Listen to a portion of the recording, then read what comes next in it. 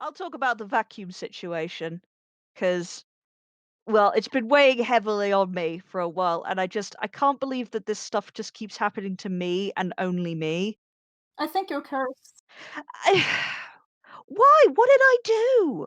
What wizard did I piss off to let this happen to me? I don't understand. You pissed Like, the vacuum wizard off, the most powerful wizard of all. oh, this sucks. A uh, No, that's God. why I'm cursed. Yeah, Straight that's up. it. No, anyway, I'll fill you in on the vacuum situation. This incredible situation. Basically, we've got a bunch of vacuums in my house, and usually they work reasonably. But one of them conked out a long time ago, and the other conked out recently. It's like we've had them for years. This was bound to happen. So we haven't got a lot of money for a replacement. So I decided to buy a cheap one off eBay. And it was really good, it looked really good, the pictures were great, the seller was 100%. I thought, "This is safe, this is 100 quid well spent," you know? They said it would be delivered in 2 days. It had a tracking delivery of about a week. So, I followed this package all the way down from the north of, of England, all the way down to the arse of the UK, which is Norfolk. And it kept, I was just waiting, saying, "No, no, it's tracked. It's tracked. It's safe." They clearly spent a lot of money on having it tracked. I know what it's like to send big packages through the post. It's very expensive. And, I receive, Amazon deliveries and postal deliveries of tracked delivery. They come right up to our door, knock on the door, have proof that they've sent the package there. Or they go to our letterbox, which is further away from our house. Well, it didn't arrive to our door, and I thought, "That's a bit weird." They sent an email saying that they delivered it. I was like, "That's a bit strange, isn't it, that they've delivered it? I mean, there's some mistake." But then my heart sank at the possibility, and I walk down, and I get closer, and I just go, "Oh, no. Oh, no." And in the distance, I see my letterbox with this giant nozzle sticking out of the door. I go, "Oh, no." And I get closer and closer, and I look inside, and I realize, wait a minute, if there's a nozzle sticking out of the door, that means, oh no. They put it in a fucking bag, and there's this huge hole in this bag where the nozzle is sticking out of, and I'm not Oh, kidding. no. I'm not kidding. They didn't just put it in my letterbox, which at best can hold a large package, okay? Not a whole cordless Dyson vacuum cleaner. They have smashed it. And I mean Oh, smashed it into my letterbox, and I'm just standing there with, this broken plastic Hermes bag with the and, proudly displayed that Hermes delivered with care. Are you Just sure it like wasn't Heracles who delivered that to you? I mean, it said Hermes, it's got the branding on it. Yeah, I know it said He's taken the Hermes. full Look, the trials, Alex. The trials. Heracles has trials. So, maybe this was one of his trials. To fucking destroy the mailbox. Or the vacuum. he certainly did that. He deserves to be put on trial for destroying my vacuum. And it's like, we and it call our gets even first we call our first key witness to the stand. Alex, will you describe how the mailbox looked? fucking wrecked. Fucking Case shit, mate. closed. Case closed. 500 years jail for hermits. It gets even better as well because I opened it. I opened the bag. I took pictures of it. I'll send pictures to you later of what it looked like. It's the saddest fucking bag and I carried it because it's a long way from my mailbox to my house, which is why normally for bigger packages they make the journey down, but clearly they had to leave in a hurry. And I got there, and it's the saddest thing because I was taking pictures Yeah. to as proof of this bullshit. And I look inside, and I don't just receive one vacuum cleaner, I receive two halves of different vacuum cleaners inside the bag. No charger. Holy shit! What? And I'm like, "What?" Yeah, that's what my phone. I'm like, wait a minute. This is small. Wait, there's 2 of these. There's 2 batteries Oh for my god. different models of the vacuum, and I'm just sort of sitting on the floor in the fetal position, like, what the hell is going? And the best part is, I mean, I was ready to raise hell. I thought, oh shit, I've been scammed, and I took the pictures of all of this to the seller, and the seller was just like, "Yeah, mate, have a refund." Have a refund. That is not what I sent in the How do post. what? How do they mess that up? It seems like so much I effort to take apart 2 different vacuum cleaners and send that. That seems like so it, much the effort. plot What? thickens. The plot thickens, right? Because the seller Yeah. said that they sent it in a box. Oh my god. I did not receive it in a box. I received it in a What? Hermes plastic bag, and inside that plastic bag were other Tesco plastic bags, in which 2 separate Holy vacuum shit. clean. It was This is a fucking honest. mystery for the ages. Oh my I god. know. Okay, listeners, if you can figure out this mystery, please please enlighten me. Because like, if it was a scam, then why did they just refund me immediately and act so surprised? Like, okay, where is everything? And they called up Hermes as well, because obviously. Yeah. And they didn't get an answer. They were just sort of like putting through to like call center hell through Of course. machines. So it's like, I feel so sorry for as it being the bag was kind of dirty as well. And from the pictures and what, that doesn't look anything like what it was. And the seller was just sort of like in tears saying, I cleaned it so well. I don't Oh, understand oh, how this has happened. wait, no, poor seller. Never bad for the seller. I feel Oh no. really, I know, it's They like I can't cleaned it even. so well. Oh no, I that was was ready. bad. I was ready to yell at them because I thought I'd been scammed, but it's like it doesn't seem like it's their fault. I think it's entirely Hermes for. I don't know how. The only thing I can think of that happened is that they fucked up the package. The box broke, and they went, "Oh shit! Oh shit! Oh shit!" And like they broke everything because they smashed it into the. I don't know whether it was smashed into the letterbox or if it was smashed on the journey, but those pieces do not fit together. I'm sorry, they don't. They're I like there are bits missing from I from used that. to work at like a packaging thing at like a large warehouse where you package stuff. I just worked it for about a month around Christmas, for the extra pay and stuff. But I'm not gonna lie, I might have fucked up an order or two, but nothing that bad, nothing near that bad. I do not know how that would have happened. Like Chat. Sorry, I mean, YouTube comments down below. Please enlighten us with your conspiracy theories on this scenario. Did Yeah, Lee it does. was No, Lee wait, no, the Hermes delivery? wait, no. I worked there. I Girl worked around was Christmas for a month. I don't work at Hermes. It wasn't even at Hermes. It was that's at another likely company that I'm story. not gonna mention. It was another company that I'm not gonna mention because I just mentioned I fucked up orders there and when I worked there, and I'm not gonna mention the name of the company now. Oh my I god. don't want to indict myself too much. Like I mean, there is a happy ending to it though. Like I'm getting the refund, so that's gonna be refunded in a couple of days, Yeah, which is that's good. something. Yeah, I'm not making any money. And a really, really nice friend of mine who's super cool and has seen me through thick and thin. I don't know if I should mention their name on the podcast, but they know who they are. They actually gave me 200 quid to buy a new vacuum from Oh, a that's reputable nice. source. Yeah, and so like now I don't have to live in a dusty house anymore because of the vacuum arrived today. So yay! And it wasn't Yay! What smashed did it through my give? letterbox. It was delivered to my door by a courier who, weirdly enough, had to take a picture of me with the box to prove that he delivered it. I I mean, mean, I I guess guess he the has company to. might have. Yeah, I guess the company might have had like issues with like What, a shoving it in people's courier. letterboxes all broken and then running away? I can believe it. You know what? You know what? You know what? I just want to talk to them. I just want to talk to them. Just wanna talk to them. I just want to talk. I desire an explanation. No I just judgment. wanna talk. I just wanna talk. I just wanna shoot them. I just wanna shoot them. Who's responsible for this? I'm just holding the bits of 2 Yeah. Dysons like a dead child. Just why?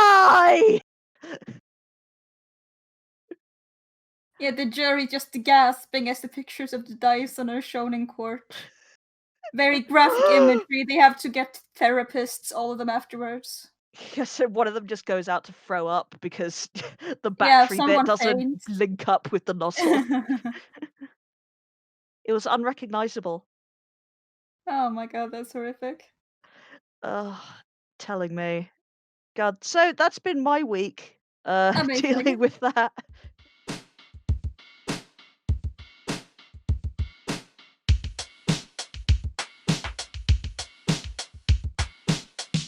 Are you a madman? Are you paranoid? Are you an entrepreneur?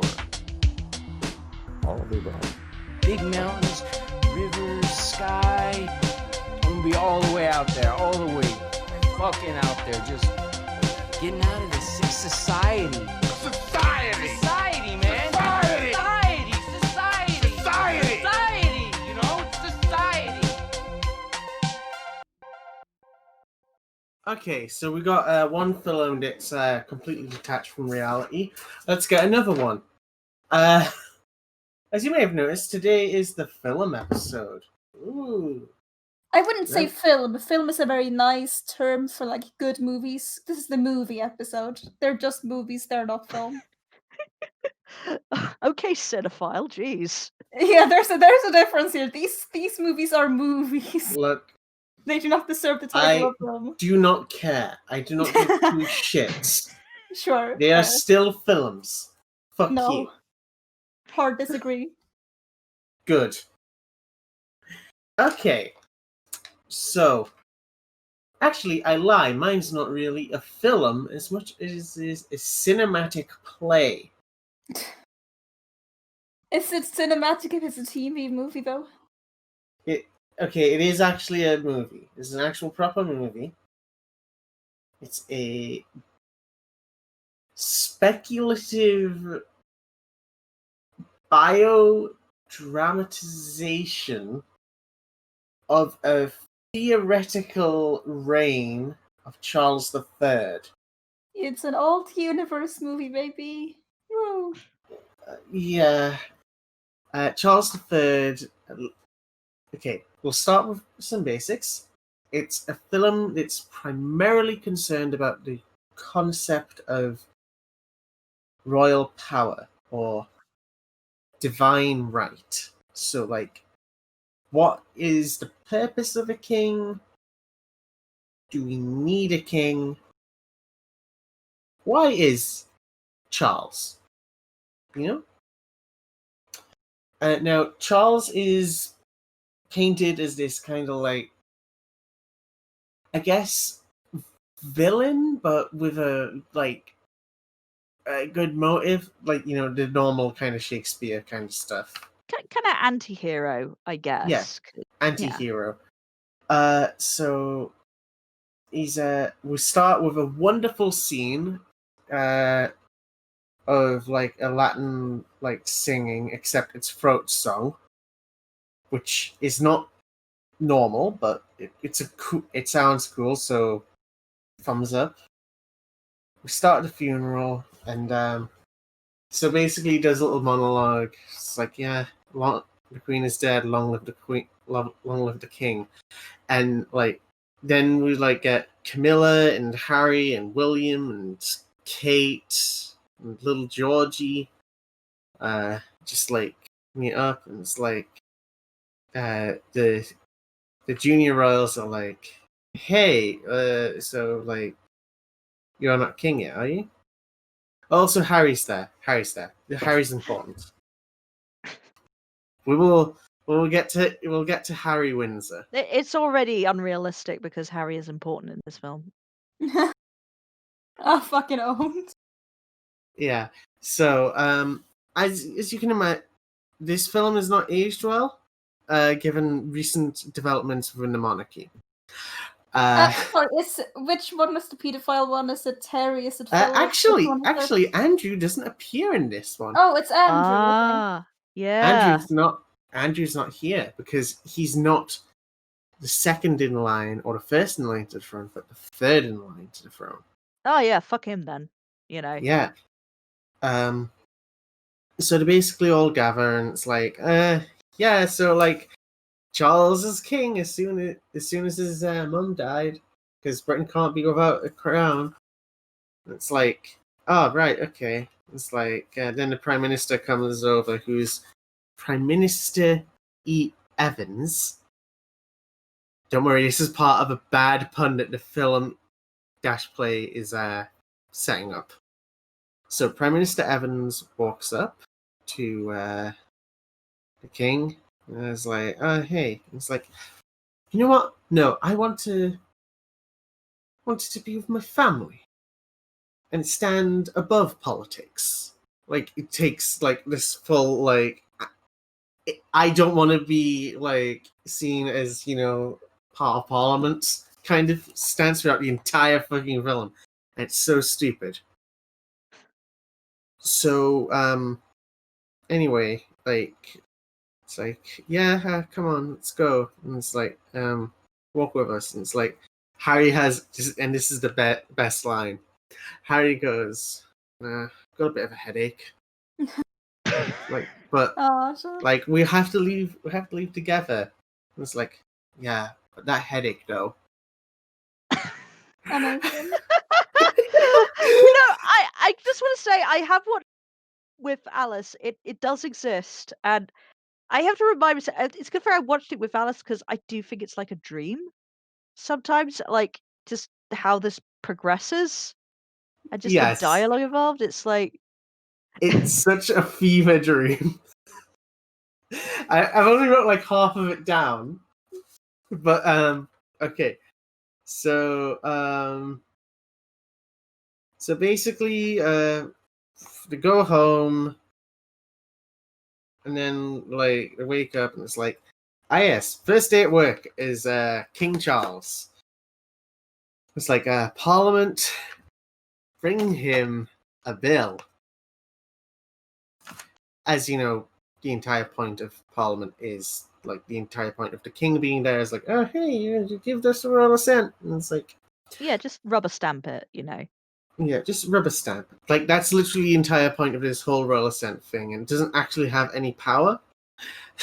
It's just more like a kind of, you know, makes it look official. It's symbolic mainly, right? It's symbolic.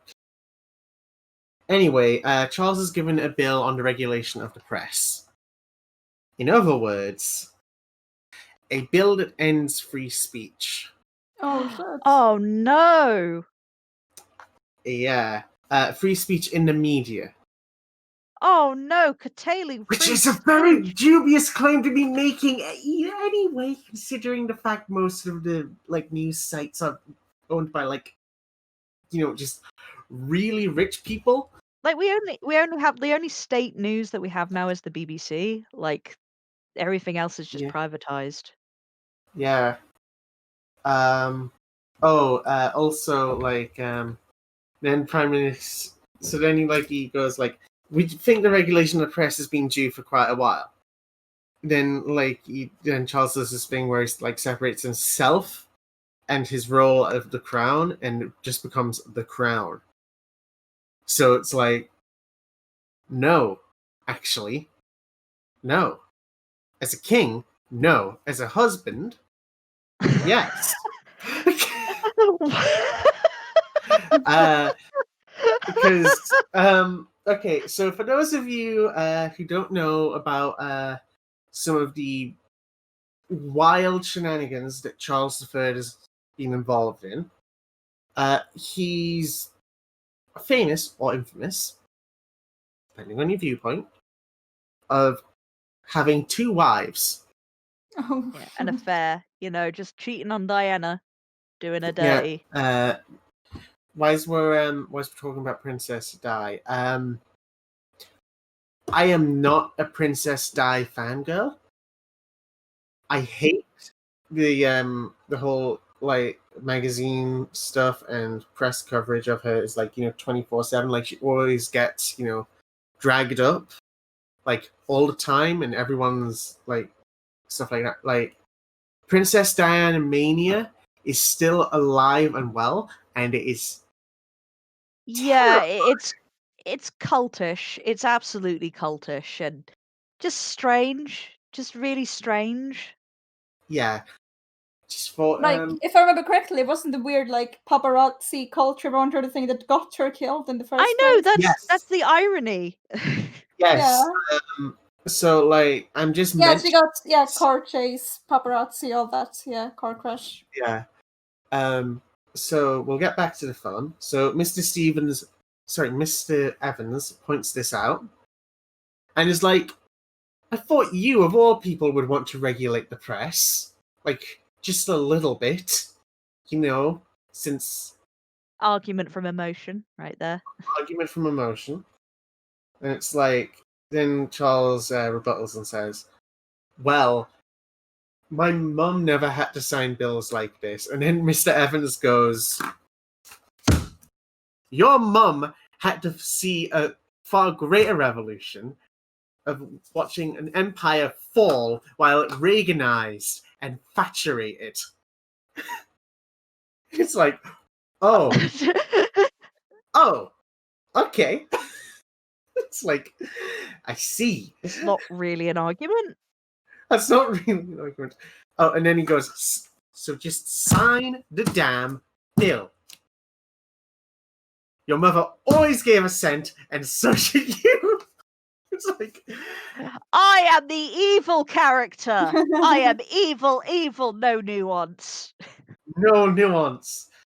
It's also worth noting that the British national anthem has the phrase, confound their politics, their knavish tricks. So basically, don't trust politicians. Politicians, not your friend. Don't talk to them. Only the crown is I the mean- safest. APAB. All politicians are I mean, they bastards. had me in the first half there of Don't Trust Politicians. They lost me with the do trust the crown part. I'd go with neither of them are trustworthy. Yeah. It's kind of the whole shtick of this film, though. It's like trust the crown over politicians. Why not neither? So anyway, we then cut to a night out with the lads. Hell yeah. Lads going to cheeky Nando's. Fucking cheeky Nando's. And it's like, Henry, I bagged you a bona fide commoner. It's like, Oh shit, I forgot about this. yes, there's like a pub scene where Harry and his friends are like, anyway. So, this character's name is Jess, and she is she's an anti-imperialist, anti-monarchy socialist. We stand. Actually sounds cool, actually. We stand. Yeah, forgot to mention, she's a person of color. This was before Harry's current wife stuff. So, like, IRL Harry's had a similar kind of treatment as the film Harry. Yeah. Except she's not a commoner. She's just, but she is black though, so that's counted against her by our by our media and the monarchy. Mm-hmm. But yeah, so like, this also has another underlying theme. So Harry, for some odd reason, is portrayed as like the socialist. Oh, hell yeah, based. Not based. Yes, based. No, seriously, not based. Dude dressed up as a Nazi Oh. at a party Not once. based. Well, that's a kind of a national socialist. So Oh no, Alex, don't join the fucking conservatives. Fuck off. Hey, guess what, Alex? Fuck off. I'm being silenced. Yeah. You're being censored again. So basically, film continues. So Mr. Evans leaves the Privy Council room. which is just basically like where the prime minister and the monarch like go, hey, this is happening in the nation, and the parliament has voted to do this. Do you have any concerns? Yes. Okay, I will try to raise them. And like generally they last like 10 minutes and like stuff like that. But Charles breaks the tradition. So you know what he does? He invites a leader of the opposition, one Miss Stevens, who's also a person of color in this film. So we've got 2 people of color. Excellent. So Miss Stevens, is portrayed as this like conniving, cunning politician, and it's like she recommends that Charles does a thing similar to like older king, being William IV, and he, well, you know what? I'm not going to say just yet. Anyway, so we go back to Jess's place. Harry may or may not have done the fuck. They just talked, really. Oh, that sucks. Aw. That's boring. Oh, Then- no, they just had a cuddle. They just had a nice Yeah. cuddle and a cup of tea. They talked about their feelings. That's beautiful. Yeah. Yeah. They talk about their feelings, and Harry's like, I love this. I want more of this. Like, doing the kind of, stereotypical Disney princess thing of like, I just want to live a commoner's life. Part of that world. Yeah. And then then Jess is like, you can quit. Just abdicate. Just say, That didn't go so well last time. I'm just saying. yeah. Anyway, there's a knock on the door. And Harry is getting cooked by a palisade. It's like, and he's just a little talking to himself. Harry, this is not a good time to do this. The press are watching. do not talk Harry, about your feelings. So Harry in like the past of this film, brackets are present when the film was released, is known for being a rather scandalous prince. As I mentioned before, he dressed up as a Nazi. One time there was a cheeky little bum shot. And also, the whole thing of he's dating a woman that's Wait. not white. Oh, Oh shit. my god. Some crimes are unforgivable. Yeah. That's terrible. That's awful. We I should- can't believe the British royal house is actively doing white genocide now. That's To amazing.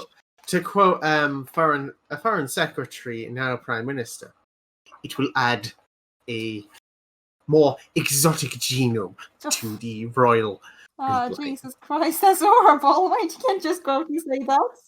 Oh, you can't catch me. I'm the Boris Johnson man. Bojo. So basically, my shitty impression of Boris Johnson aside, before he leaves, Henry meets somebody named Rob, who is like really anti-monarchist. And then we have a shot of so William and Kate are basically the Macbeths of this. Yeah, that's kind of libelous, isn't it? Like, Yeah. So like basically, Kate schemes that like she wants the bill to pass, and so does, and then William's like on the fence about it, saying like, I'll not interfere with my father's birthright and stuff like that. Like basically there's a lot of like stupid family political drama, and then like they go to sleep, and at some point in the film, Charles fucking dissolves Parliament. Oh, hell yeah, go off. And he goes off on this unhinged speech. Which, Hell hang yeah, on, go off, king. Literal king. literal king. Why though? This comes out of nowhere as well. It's like that escalated quickly. So remember when I said the opposition leader said, "Look to the past for the solutions." Oh. Oh no. Oh, The shit. Is it politician. the time machine? Nope. Oh, that would have been more fun. Civil war. Civil war. Colonialism again. Let's go. We're taking over America again. We're recolonializing America. Okay, basically, he goes on this unhinged rant, basically saying, "I am born and bred and trained for purpose. I am an English birch. You have petty little constituencies to look after that change and flow like the wind. It is within my power and my right to dissolve this parliament. You've not got my trust, and you've not got the people's trust." And it's like, oh shit.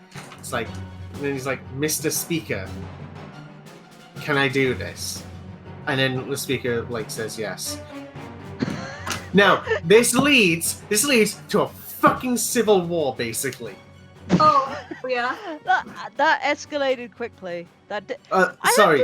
Sorry, not a civil war. A lot of demonstrations and a very paranoid king. And then things start to get really fucking spooky. Everyone's like seeing Princess Diana and stuff, and it's like, oh, spooky. And like and she just says, "Oh, the greatest king," and whatever. And it's like, wow, yeah. Anyway, a crisis soon envelops, and hold on a minute. Hold on a second. Wait. Mhm. Is this implied that it's in Charles's head, or is she actually a Diana ghost? Funny thing is, William and Henry also see her. Okay, so either it's a collective hallucination or that's a Diana ghost. Yeah, I want to go with Diana. I want to have supernatural elements. I'm going with Diana ghosts. Oh god, it's just like the Margaret Thatcher movie. Like, yeah. why are there always ghosts in these shitty movies? I mean, it certainly is a way to spice it up. Anyway, this. So I'm gonna skip to the bit where William and Harry are like,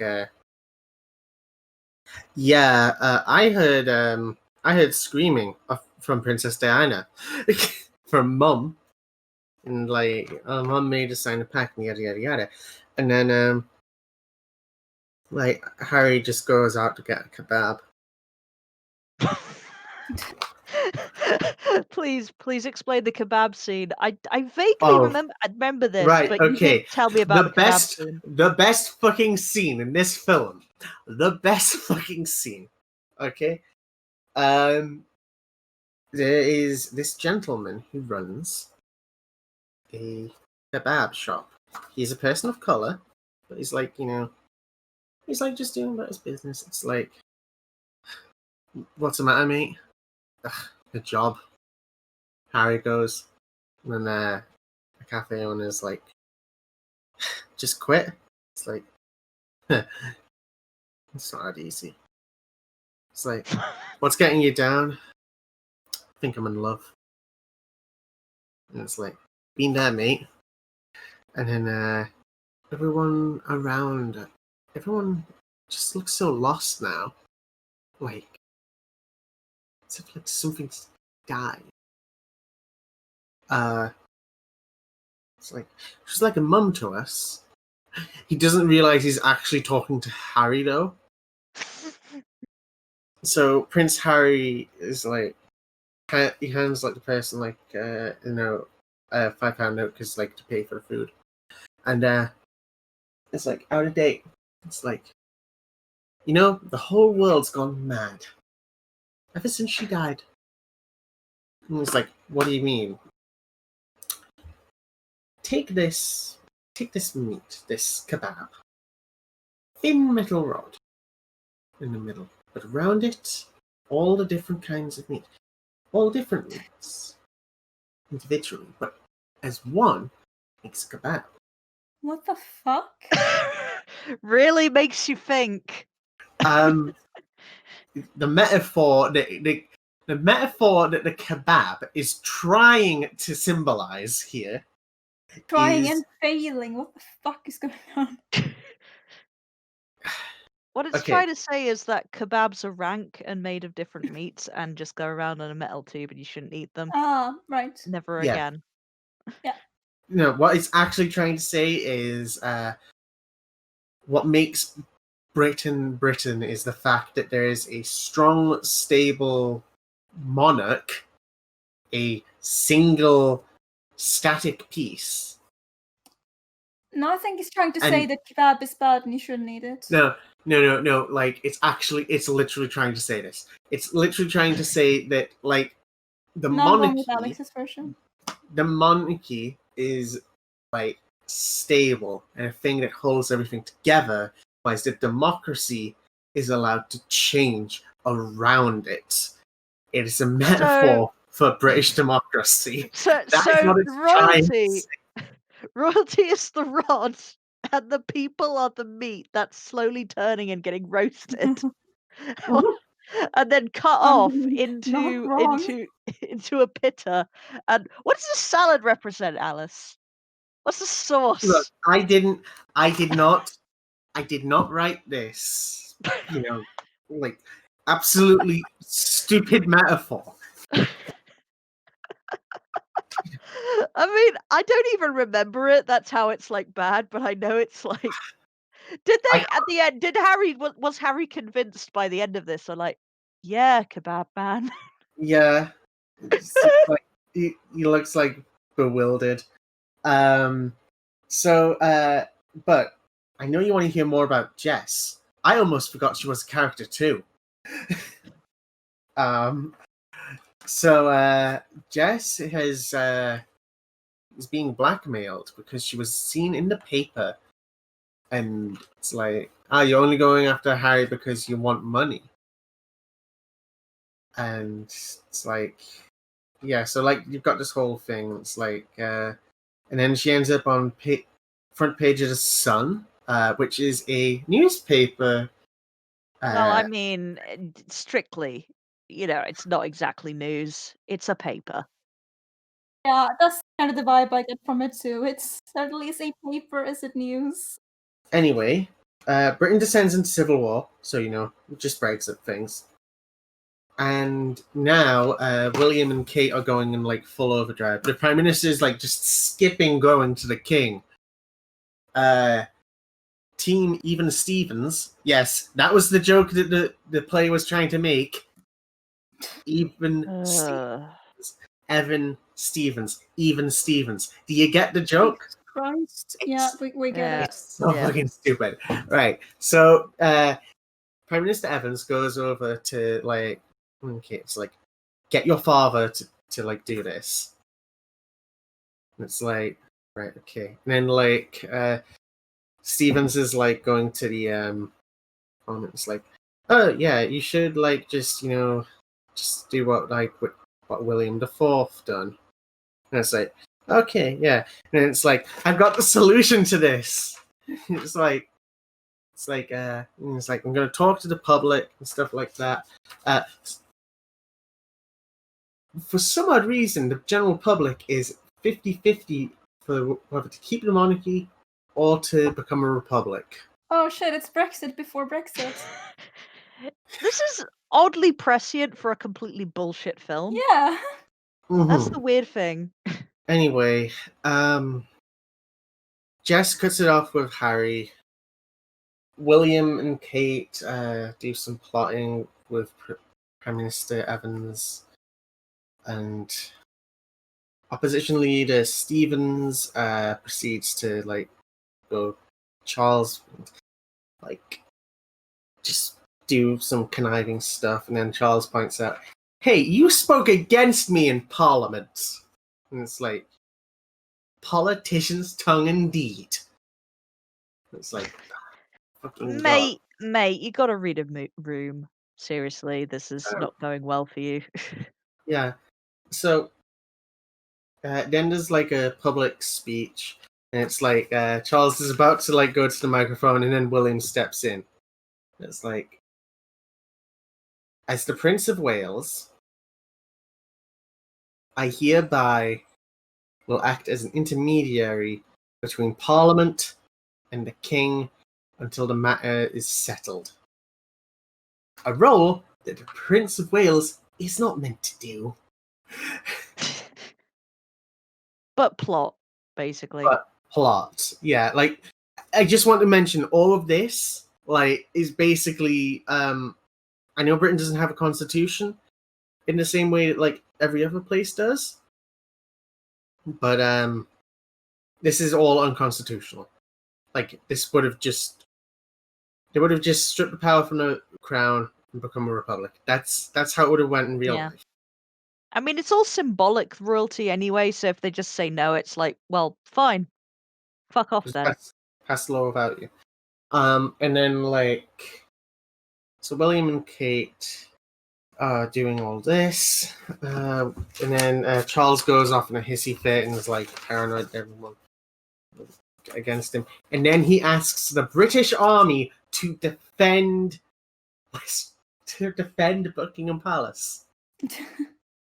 Interestingly, Buckingham Palace was designed by another autocratic prince who also only managed to get his reign started late in his life. That was Charles IV, who's also famous for massacring pro-democracy protesters in Peterborough. Oh, Don't you like it when everything connects? Like, yeah. yeah. So, okay. So, Britain's in the Civil War. Lovely, very nice, very British. Extremely based. Extremely based. Then Harry appears in one of the protests, wearing an England mask. And then is like, yeah, hey Jess, come with me, come with me to my, my dad's palace. And it's like, Dad, do you approve the marriage? And it's like, yeah, sure. I've got bigger things to deal with at the minute. So Civil War here, son. Can you go? Are we winning, son? Oh no, we're not. and it's like, you will have my support, whatever. Oh, also, did I forget to mention through like the entire thing of the Civil War, Charles has pointed a tank Oh, based. in front of Buckingham Palace at the protesters. I think it's empty. But symbolism. Yeah. But don't worry, we're getting to the end of the film now. I must say, a lot happens for quite a boring film, because I remember watching this with you, and I was just most of the time it was like, what the fuck's going on? Like this is a lot happens in this. It's not really paced very well. Like, I think it would have made a good speculative TV series, shown from like different points of view other than the royal family. And only have the royal family have the royal family be like the main characters, but like have a few episodes where it's like, here's what the pro-monarchy side is like, and here's what the Republican side is like. That would have been interesting. But no. We don't get that, do we? We can't have nice things. We have to have, like, just this movie. And so William appears, and this is like, and then he basically gives this whole, yeah, Dad, I'm overthrowing you speech. Hell yeah. it's not a hell yeah moment. It's supposed to be Hell yeah. sad and distressing. Cool. Hell yeah. Go on. Oh my god. Right, okay. So basically William is like give the crown to me and Kate and abdicate. Abdication is your only option now to save the monarchy. Yeah, and then Harry appears, Jess appears, Kate appears, like everyone basically appears, and it's like abdicate, abdicate, abdicate. So basically, Charles abdicates, and then so the coronation is of William and Kate, and then there's like the whole speech that every monarch has to do on coronation day, where it's like, I swear to be the defender of like the crown and la la la la la la la whatever. And then as the Archbishop is about to put the crown on William's head, Charles steals it Oh shit. and puts it on William's head. Oh. And then it's God Save the King. But just a little bit before that, we have a scene with Harry and Jess. Aww. And Harry says, "You're not meant to be here. Our Aww. relationship is over. Aww. My brother says that I cannot progress in a relationship with you." Aww. Yeah. Yeah. So Aww. the interesting subplot that was happening, like the Yeah, actual just killed. legitimate, like interesting kind of discussion that was going on, like with class and stuff. Yeah, actually, that plot's just skipped. Yeah, it doesn't It's like, matter. Doesn't matter at matter. all. Nope, doesn't matter. All this development, gone. Gone. Brother says no. Brother says no, so you can't do this. Yeah, Big Brother literally said no.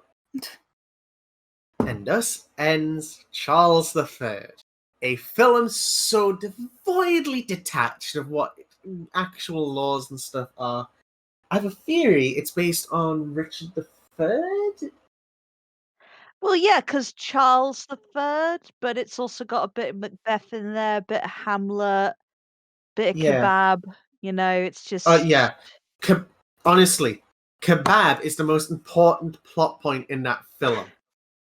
I'm actually deadly serious. That is the like peak. That is the peak, and then everything from that is a downhill struggle. I mean, it is the only bit I can remember other than the love story and like. Yeah. And why do you remember it? Because it's so strange and odd and out of place and funny. But also important. Like, it tells you, about society. Yes. Yes. It tells us about society and how we live in one. Exactly. Yes. That's exactly what I was going to say. Oh my god. This is actually a sleeper hit. This is actually truly good. Yeah, it's like, forget it. This is actually good. This is actually a good movie. I take it back. yeah. That's the film. I recommend you watch it and take a drink every time it like goes against reality. I don't think we'd survive. I think we'd survive. We think we would survive as long as Chris McCandless, to be honest. No, he did at least 2 weeks. I don't think we'd last the hour. But remember, this film is Astro Trash, and it's designed to be monarchy porn. Because, as we know, every British citizen wants to fuck the Queen. Of course. And if you don't want to fuck the Queen, you're not a British citizen. I'm sorry. Yeah. Well, I'm safe. That's so hot. I love licking those Yeah. stamps. Thank you, Alice. Now, I'm gonna be ending this episode with a bit of a darker segment because the events this movie is based on are very dark. So that's gonna be fun. So, sorry. Cut warnings where applicable, I assume. Yeah. Please. Yeah, sorry, Alice, we can't go one episode without having some. We already had dark shit in the beginning with first segment, but we can't That's go one true. episode without at least having 2 dark segments, you know? So, Michael Bay is known mostly for being a hacky action movie director, but something that I don't really see talked about enough is the time he made a lowbrow action comedy about a real-life criminal gang that kidnapped and tortured a man for a whole month before trying to murder him. Yes, this is a real Huh. movie that a major studio allowed Michael Bay to make. No, Mr. It's called Mr. Match Cars. Mr. Match Course. Sorry, what? Yeah, Match Cars. You know, like he doesn't use storyboards. He uses match cars to like storyboard like That does explain a lot about this movie, actually. yeah. So like you know how most filmmakers like got like a thing like okay, we want to do this. Like as a cameraman, here I've given you like a scene by scene guide. What I'd like you to do. Weak. Absolutely weak. Beta shit. Weak Virgins. beta all of shit. them. Virgin. Chad move. Just use toy cars. Jesus Wait, Christ. what? Are you? No, Yes. you're actually serious. Yes. My Yeah. brain is rejecting this information. No. This needs to be. I fully accept the information because this does explain a lot, actually. I mean, this fits in perfectly with. Actually, the final puzzle piece about this baffling movie is that he did not fucking cars, the storyboard. That explains so much. Anyways, it's called Pain and Gain, and it came out in 2013, starring Mark Wahlberg, Dwayne Johnson, and Anthony Mackie. This movie is based on a series of articles published in Miami New Times between 1999 and 2000. So yeah, it's another movie based on one of the most popular articles of a magazine, so bit of a parallel to Into the Wild there accidentally. So these articles were written by Pete Collins, and they were a comprehensive serialized account of the crimes that the so-called Son Jim gang committed 5 years earlier. They're a fairly long but very interesting read, and 9 years later, Michael Bay announced his intent to adapt them into a movie of the same name as the articles, Pain and Gain. This is one of my least favorite movies I have ever seen, and I have not been this genuinely upset as a piece of media since Game of Thrones. Wow. Hence this segment. Yeah.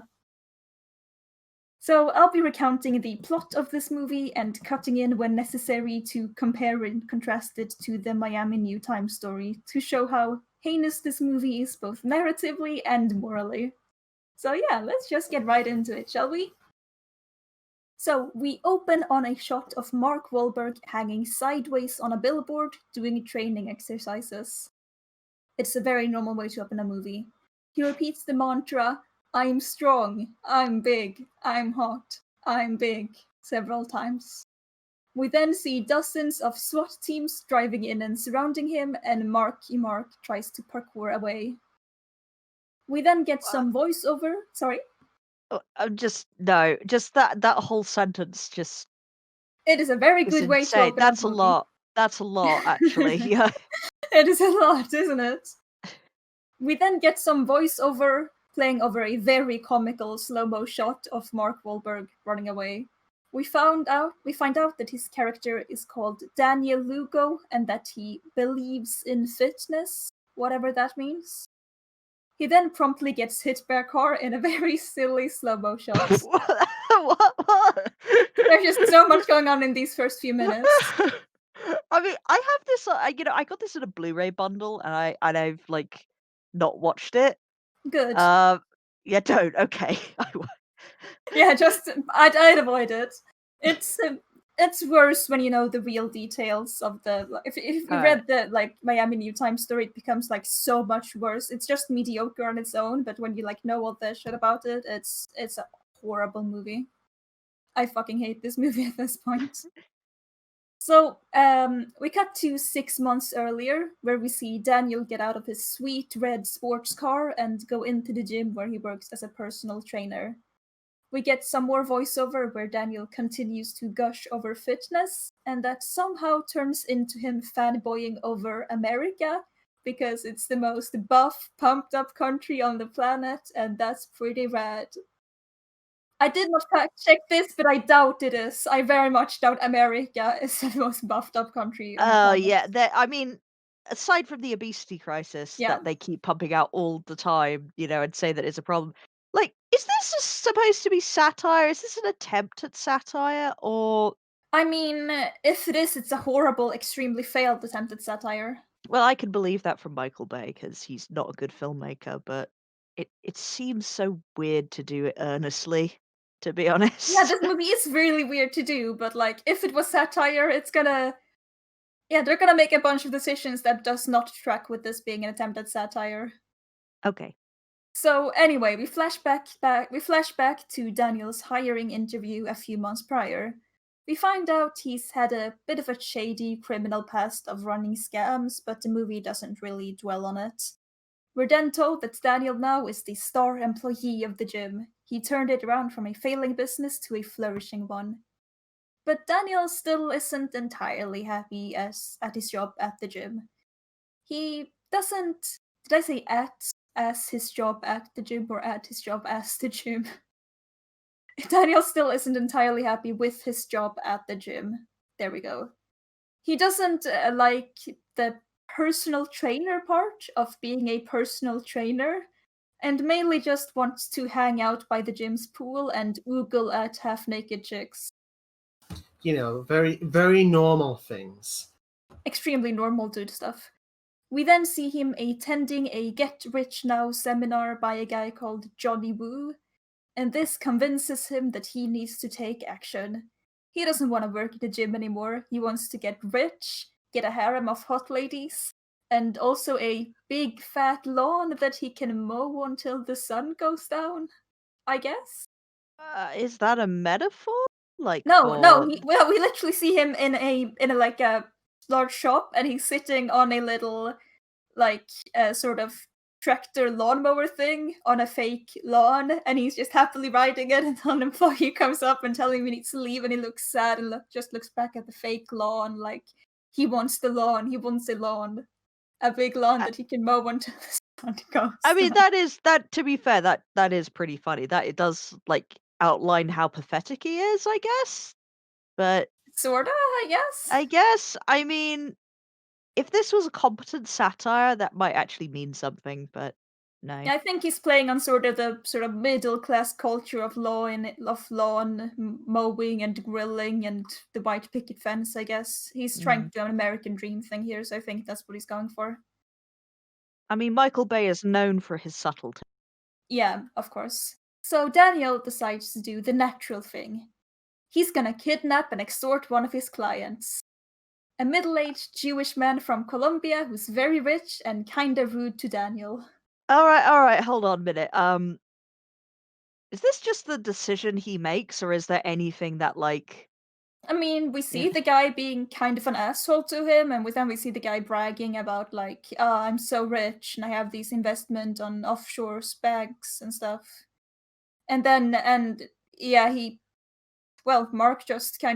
Daniel just kinda goes like, "Oh shit, I should," and then he attends the lecture by Johnny Woo, and then he goes, "I should rob this guy. I should kidnap and steal money from this guy." Like, that's just a natural conclusion to come to for him, I guess.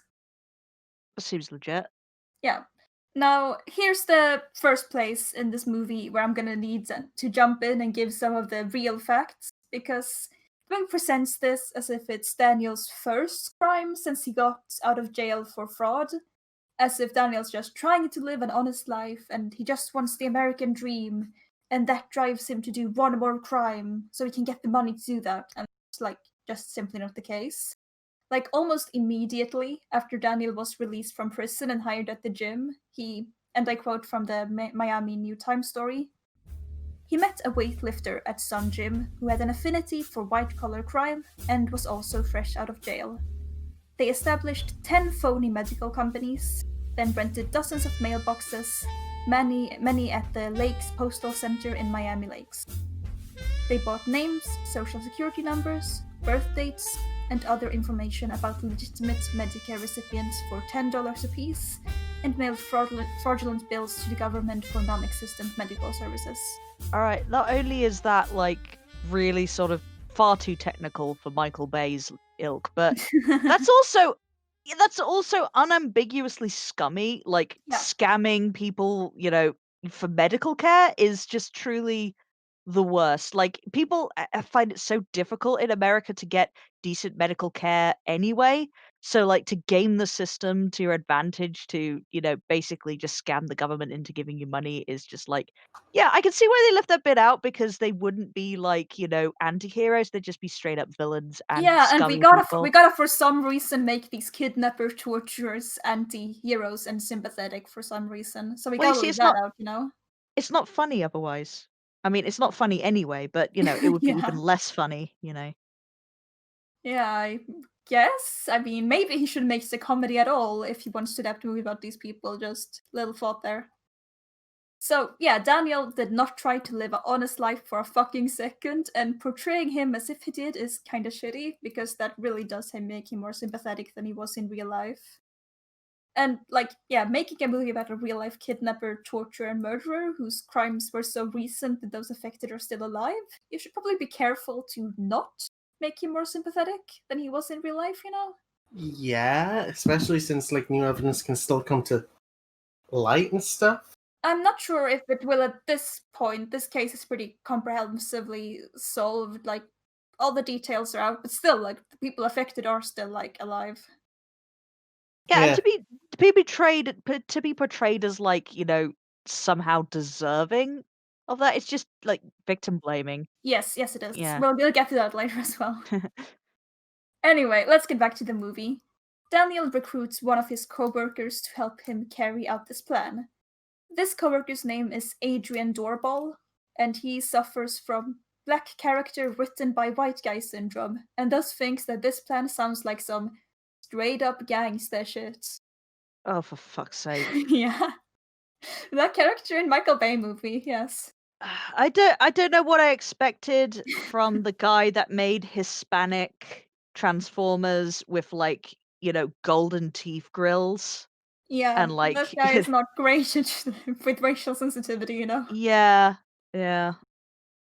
So Daniel gets Adrian to help by playing on his insecurities about not having enough money to take quote-unquote fat bitches to fancy dinners.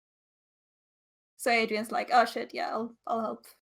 Oh, he sounds such a charmer. Yeah. So Daniel decides that they need to secure another operative to carry out the plan. So he recruits Dwayne "The Rock" Johnson. The Rock plays a former drug addict who becomes a born-again Christian while in prison. He explained that his special mission is saving all of God's creatures, and he apparently did this by beating up bad guys in jail, I guess. When The Rock got out, he couldn't get a job because of his record, so he agrees to help with Daniel's plan. And now, you might be wondering why I'm calling The Rock's character by the actor's name instead of, the character's name. And that's because, unlike Daniel Lugo and Adrian Doorball, Paul Doyle is not a real person, but rather a loose amalgamation of several other gang members. He's mainly based on a guy called Carl Weeks, but there are some shades of George Delgado and Mario Sanchez in there as well. So they made him into a Mary Sue, basically, all of these people. I mean, kinda, yeah. They just Oh took my God. different attributes from all of them, really. Dwayne "The Rock" Johnson is the German couple from Into the Wild. Like, Yeah. they're just fictionalized. They're just there to, like, provide cool comic relief, I guess. So Mario Sanchez, the guy called Mario Sanchez, he actually was like barely a gang member, really. He didn't like know about any of the crimes going on. He just like helped with one thing under false pretenses. And the only like aspect of Sanchez that Dwayne "The Rock" Johnson embodies is the fact that he had a lot of muscles, because none of the other guys that his character is based on had muscles, so they had to throw Mario in there just so they could justify having a muscle dude. The other dudes he's based on are both like pretty thin. So Carl Weeks, the main guy that The Rock is based on, was far from the muscle mountain that The Rock is. Weeks weighed only 140 lbs, or about 64 kilos. He was in desperate need of work. He was in desperate need of work, and being the cousin of the gym clerk, he was hoping he could get a job at the Sun Gym as well. Weeks was far too scrawny for Daniel Lugo to want to hire him, though. Daniel wanted Sun Gym to become a muscle mecca, and he'd cultivated this culture at the gym, which was kinda hostile against non-buff people. Daniel was not going to hire someone as skinny as Carl Weeks, but he still led him on with the hint that something might open up at some point, And Weeks grew increasingly desperate for work, being unemployed and collecting food stamps and public assistance, until Daniel finally got back to him. But when Weeks went to Daniel's office, he found out that the job wasn't at the gym. The job was to help him and Adrian with a kidnapping and extortion plot. I mean, to be fair, that's how a lot of jobs at the job centre goes. They offer you. I mean, sometimes just got to take it on the chin. Sometimes it's just not what Yeah, you expect. You got to have that work experience. You got to be a go-getter. Yeah, But, that's a big thing in this movie as well. Where Daniel Lugo has this phrase, "You gotta be a doer. Are you a don'ter or are you a doer? I'm a doer, so I'll kidnap a guy." So yeah, go-getter is in all there. seriousness, what the fuck? Like, that's actually just the worst. Yeah. These are the worst humans. Why is Dwayne The Rock Johnson in this? Because we gotta have muscly guys. We can't have, him just portray Paul Weeks and Delgadio as they were, thin dudes. We gotta have all muscle dudes, We gotta feed them the fetishization for huge muscles. Is this a Ben Garrison cartoon? Seriously. Yeah. Yeah, Daniel told him that the target had stolen massive amounts of money from them, and that they were just trying to get back what was there and take down someone who deserved it. And the idea that the victim had stolen from him was most likely a lie.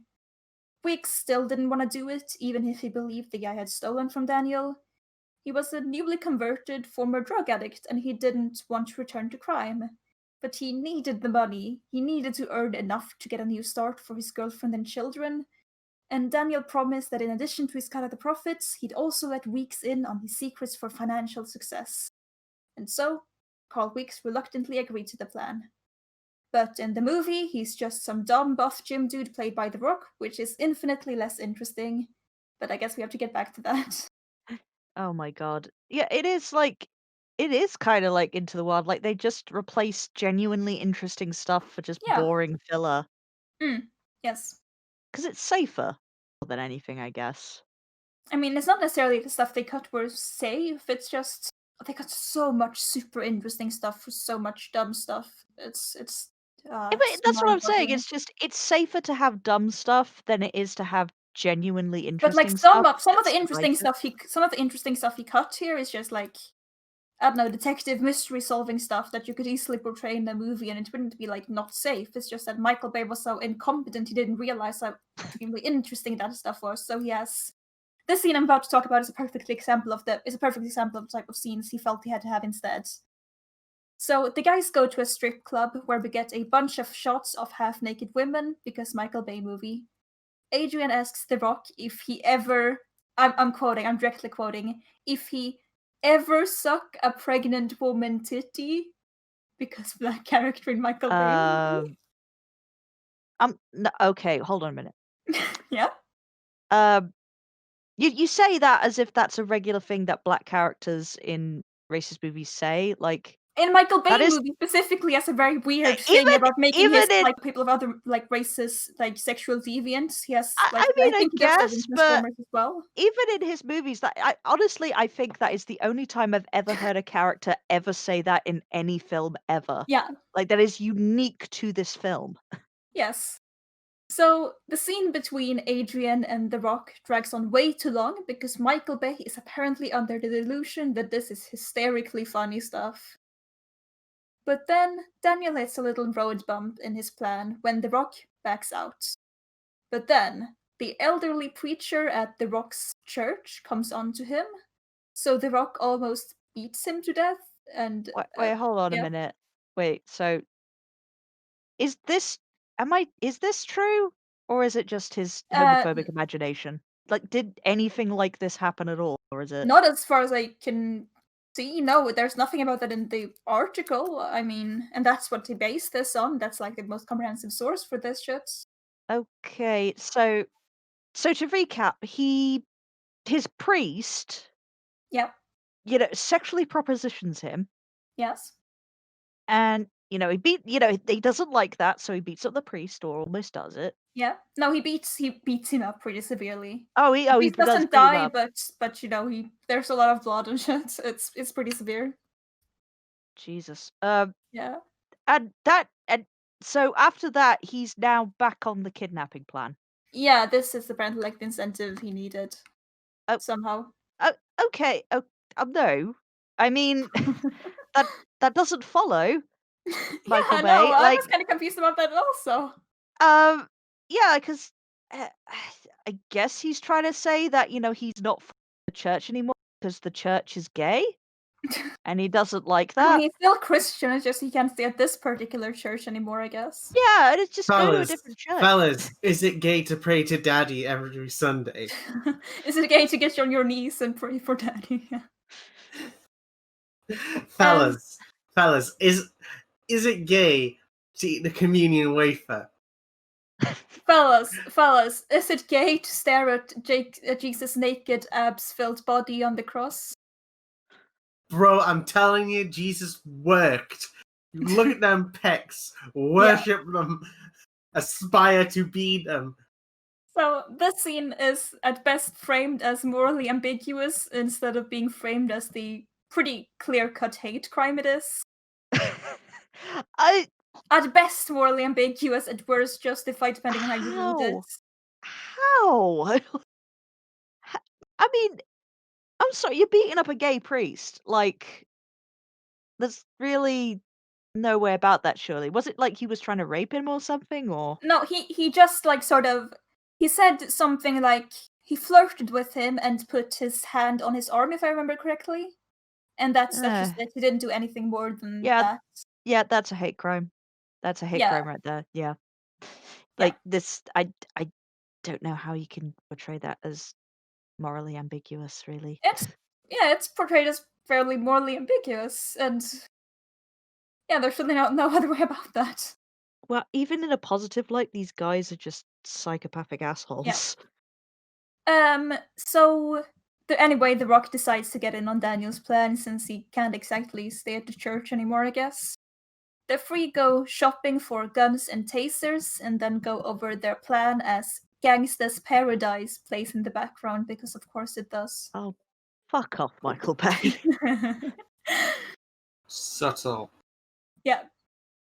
So the gang makes many miserably failed kidnapping attempts, which I feel the need to note did happen in real life too.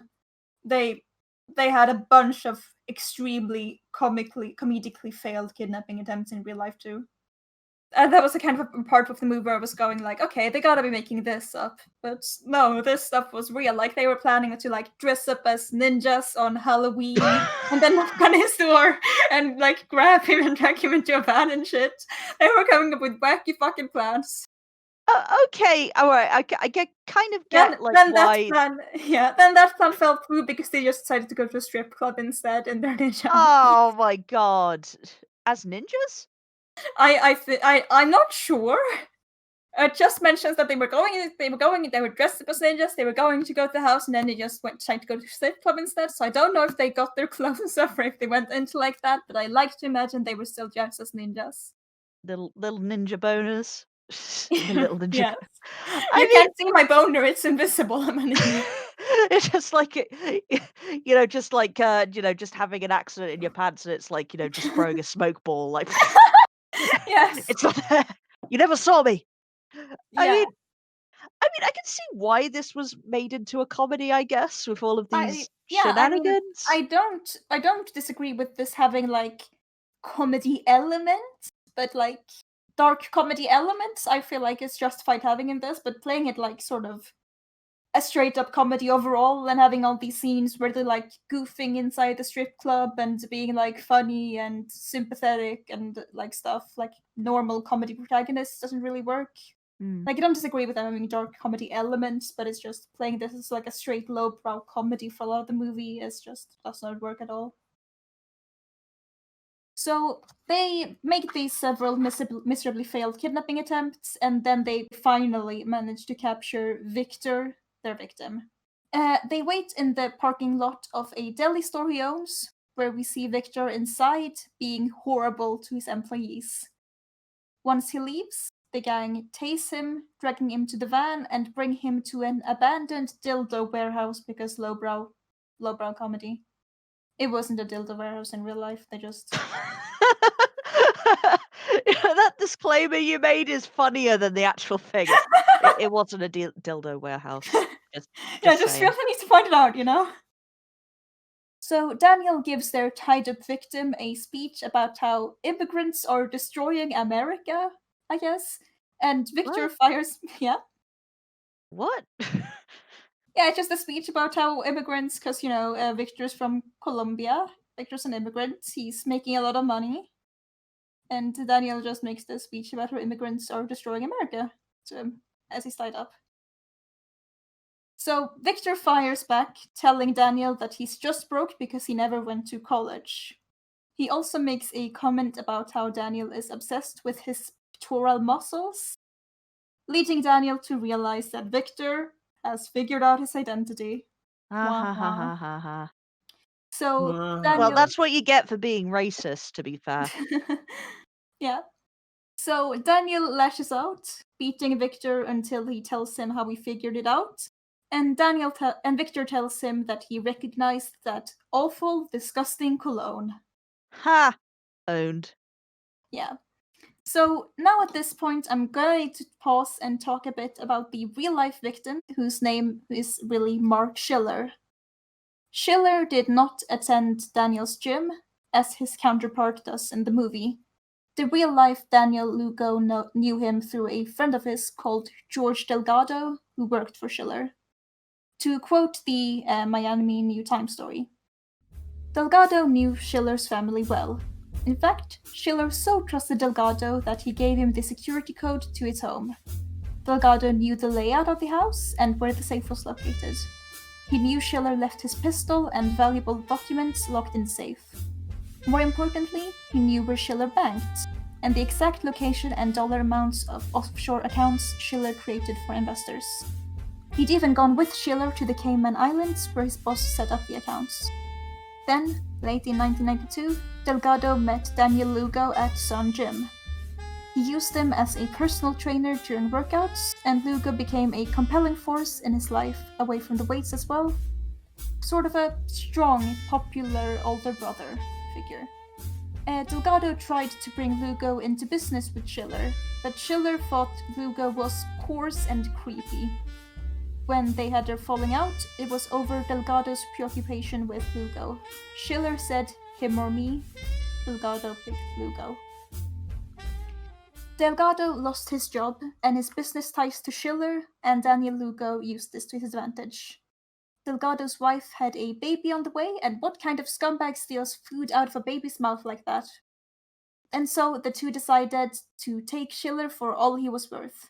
The kidnapping extortion plot was born. Oh, God. Yeah, in real life, they didn't try to hide their identities behind accent and masks, because they weren't planning on letting him go afterwards. They were gonna kill him from the start. Oh, And Jesus Christ. Yes.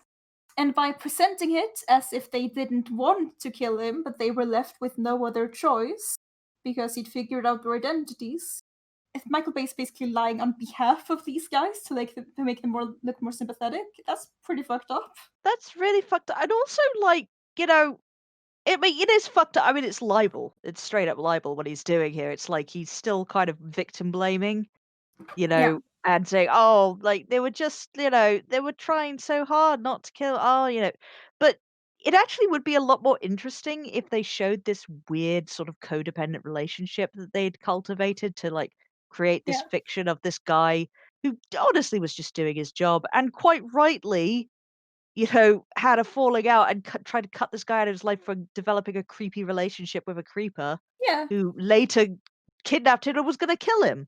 yeah, He was absolutely on the money about this relationship, and he yeah. was This just is doing his interesting job. stuff, right? And this is the kind of stuff that Michael Bay cut because he had to have a fucking strip club of pregnant woman titty scenes I mean, instead, I he guess. just couldn't convey that with like toy cars. It's really difficult. So I don't blame him really. Yeah.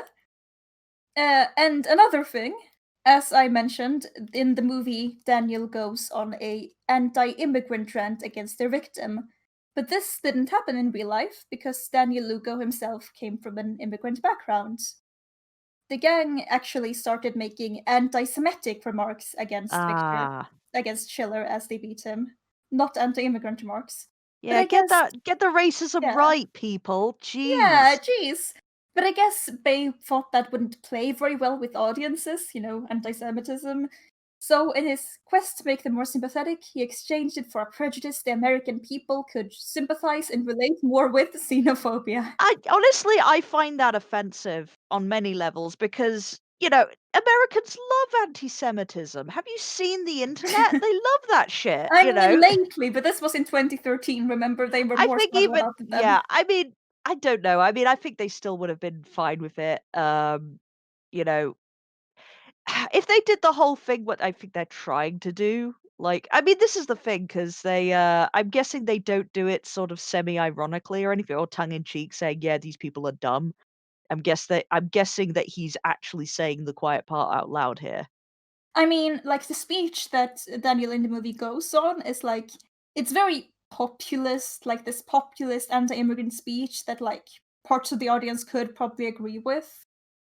So yeah, it's really not good that they exchanged like the dumb anti-Semitism they were doing for like this sort of good rhetoric, like xenophobia, I guess. That's more I, sympathetic to yeah, American people. it's bad on loads of levels because I'm sure it's like because he's trying to portray them as like good people, like the good guys, They're at least anti-heroes. morally ambiguous, guys. Like they're anti-heroes in I this. don't know about that. I mean, that's it. I know he's trying to do that, but they're still coming off as like Yeah. psychopaths and like complete dumbasses. So, oof.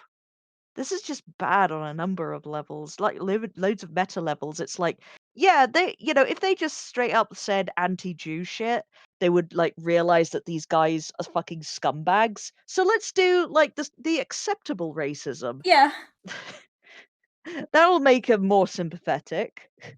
Yeah, we gotta make this torturer more sympathetic to the American people for some reason, yeah.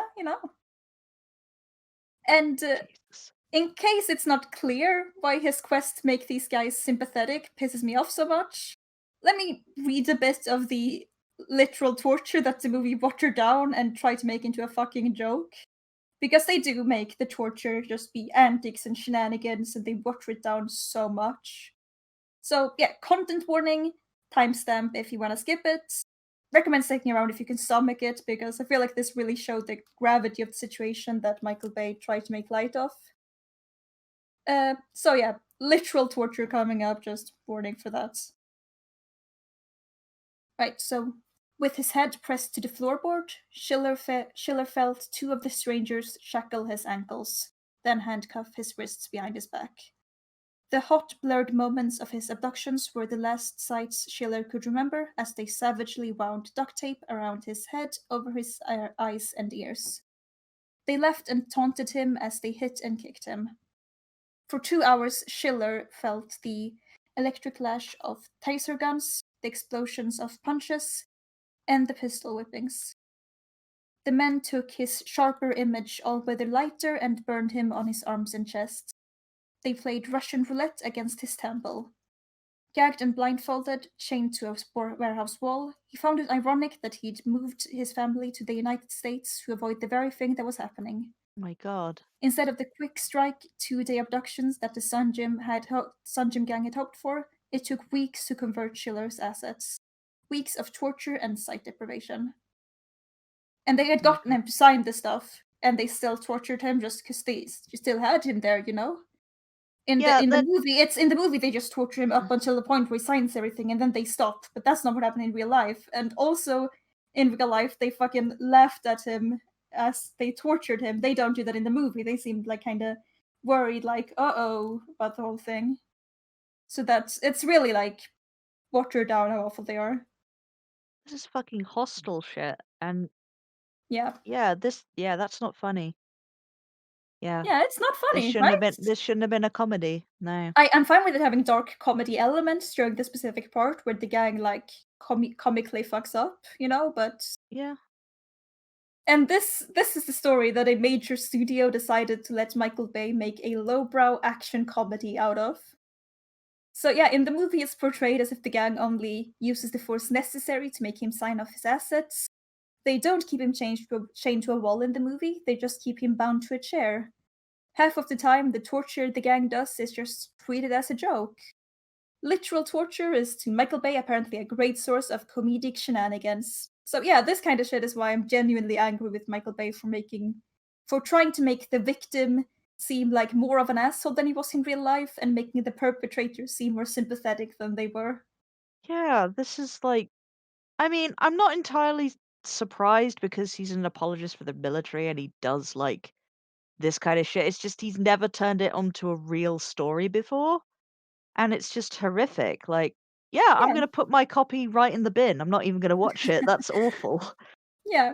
And another thing, I'm already ranting, is that they made Adrian Doorball into the goofy comic relief sidekick with all the pregnant woman titty stuff and all that. But let me read you an excerpt from a 2013 article to show you why this is maybe not great. Content warning yet again, I guess. So while Lugo was the brains, Doorball was the cold-hearted brawn. When the Sun Gym gang held Schiller captive inside a Hylela warehouse, Doorball gleefully scorched him with a lighter. Blindfolded and chained to a wall, Schiller recalls Doorball softly whispering in his ear, "Fire, fire," before he felt a hot flame cooking his arms. So No. yeah, this guy is kind of fucking monster, but his main attributes in this movie is being a steroid-obsessed goofball who's into fat bitches and kinky sex stuff. Haha. They turned this fucking sadist into a likable, goofy, dumb sidekick, which is maybe not great. That's offensive on two levels because that's character assassination. Because I'm guessing that he wants to be known as a reprehensible. I mean, that's scary. That shit is terrifying. That would make a great villain for any film. But instead, it's just what he's gonna be known for in that film is saying he ever sucked on a pregnant girl's titty, which no one has ever said. Maybe that's the punishment he deserves, Maybe. They do make one small allusion to Doorball enjoying torturing this guy, but they don't actually show it, and it's cut off really quickly before you can even process it. Like, it's barely shown. I don't count that as them showing it. Well, that was all horrible. That was all horrible. Anyways, let's get back to this piece of shit movie. So they make Victor make some calls and texts to his associates, talking about how he's eloping with some young woman, creating an alibi for Victor, I guess. Who again is the character Mark Schiller, that's his character that he just changed the name from. So yeah, the gang then gets started on trying to make him sign over all his assets via some torture, Daniel goes to work the next day, leaving The Rock and Adrian to watch Victor. The Rock, being a devout Christian, decides to try converting Victor since he's Jewish, and Victor plays along, presumably to increase his chances of being let free. The Rock turns out to be, as the movie puts it, the weak link, as he ends up befriending Victor. The Rock uncuffs him from his chair, thinking that they're all buddy-buddy, and Victor takes the chance to try to run away. In this scene, he's blindfolded, so he ends up miserably failing. Even in this movie, I can't exactly blame him, even though he's. This is the thing. Michael Bay is trying so hard to make this victim into a villain, and yet I'm still subjected to it. He's like, yeah, fucking run away from them. Yeah, I think his decision to run away isn't necessarily painted as like a. It's kind of painted as a dick move because The Rock is supposed to be very sympathetic in these scenes, but it's one of there's a lot of scenes where they try to make Victor seem as unlikable as possible, despite him being the victim here, which is very weird to say the least. So Daniel tries to torture and threaten Victor in a bunch of wacky, shenanigan-filled ways, because the torture is apparently very funny to Michael Bay. Victor eventually breaks, signing off his assets to the gang. Daniel decides that they need to murder Victor, since he can ID Daniel, In real life, of course, they're planning to do this all along, but they're more sympathetic here, I guess, so they only do this now reluctantly, because they have to. And so they decide to get Victor drunk and staged a car crash. Oh, wow. That's even worse. That's actually worse. It makes them look bad. I mean, that's what they do in the movie as well, and in real life. That's the worst. They get him drunk and try to stage the car crashes by the method used in both. That's our heroes, ladies and gentlemen, and non-binaries. There's no way you can make this funny or, likable. Even in a dark comedy, this is all shit. And yet they decide to make the hero sort of, or the anti-heroes, I guess, lovable, goofy goofballs with great comedic chemistry. Oh, those goofs. Those lovable Yeah. scamps. Again, I'm gonna be pausing here to quote from the Miami New Times story so we can see the gravity of the actual situation, because the car crash scene is very toned down again. So, on December 14th, 1994, on the last day of his captivity, Lugo ordered Schiller to wash down sleeping pills in the river of alcohol that streamed into his stomach. When he resisted, his captors stuck the pharmaceutical olives into a giant Schiller martini. They wanted his transformation from teetotaler and family man to suicidal flameout who had been ruined in a midlife crisis to be complete. In just 1 month, he'd lost family, business, his house, and investments all over a hot young babe. And this is, the cover story the gang is trying to create here. In the very early morning of December 15th, Schiller sat chained on a chair. He knew he was about to be killed. Once again, he got inebriated on command. He grew dizzy and toppled to the warehouse floor. Barely conscious, he heard laughter. Then nothing. Boss unchained him, picked him up, and threw him against the wall. At 2:30 that morning, after 3 days of forced drinking, an unconscious Schiller was tossed into the passenger seat of his Forerunner. Lugo drove while Weeks and Doorbell followed in the Camry. They picked a crash site in the warehouse/retail district 3 blocks south of Schlottky's. When they reached the spot, they strapped Schiller into the driver's seat. Lugo moved to the passenger side, stomped on the gas pedal, and steered the vehicle towards a concrete utility pole. Just before the collision, Lugo jumped out. And in the movie, they don't laugh as they get him drunk and push him to the floor. The Rock is doing it, and he's very sad and upset about the whole thing and having to do this. Yeah, because it is. Because it's horrible. Yeah, there's no laughing like it was in real life. The Rock is the Rock is sad, and there's no laughing about it. It's honestly chilling. Yeah, it is. And in real life, these were days of forced drinking and drunkenness. And in the movie, it's just like one night, like 1 hour in which they get him drunk and then they do this. So it's a lot less horrifying in the movie. Because we gotta make these crimes less horrifying, I guess. So now, back to the movie. The gang walks away from the car crash explosion in a slow-mo shot, because Michael Bay movie. But Victor ends up surviving, so Daniel pressures The Rock into running him over. Unbeknownst to them, Victor ends up surviving, being run over as well.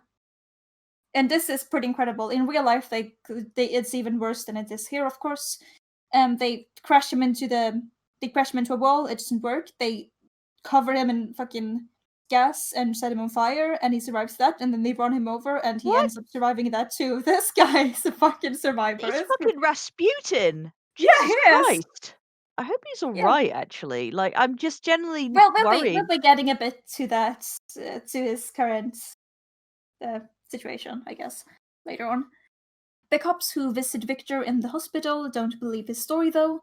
both due to the bizarreness of it and the fact that Victor is Colombian, and Colombians are in Miami very associated with drug trafficking, so they think he must have gotten into that.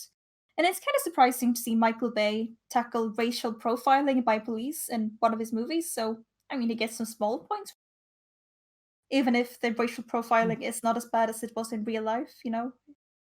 You know, I think that it doesn't really work for me because, you know, he was on minus points with this whole thing. Like, he's just been getting Yeah. minus points and minus points, so getting, like, 2 good points is just, like, 2 Yeah, I less agree. minus points. So, the gang finds out that Victor survived, and they try to sneak into the hospital to finish the job. They end up getting lost and wandering about the hospital for about an hour, and that did actually happen in real life as well. Okay, that's pretty funny. Yeah. And by the time they get their shit together and come up with a working plan, Victor has already checked himself out. He's in a horrible condition, but you know, the guy might find him and kill him in the hospital, so he checks himself out to avoid that. I mean, Jesus Christ. Yeah, because he's right, they are trying to, it's just Yeah, luckily they're so dumb, so they don't but manage it. Victor or Schiller, I guess, in real life, did this at the advice of someone we'll get to later. So, since the police didn't believe Victor, the gang decides they really have no reason to kill him, and they just go wild with the money and the assets that they've stolen. Meanwhile, Victor has hired private investigator Ed Dubois III. He's the one who told him to get out of the hospital. So, and Ed Dubois III is played by Ed Harris. And yes, that is the guy's real name, Ed Dubois III.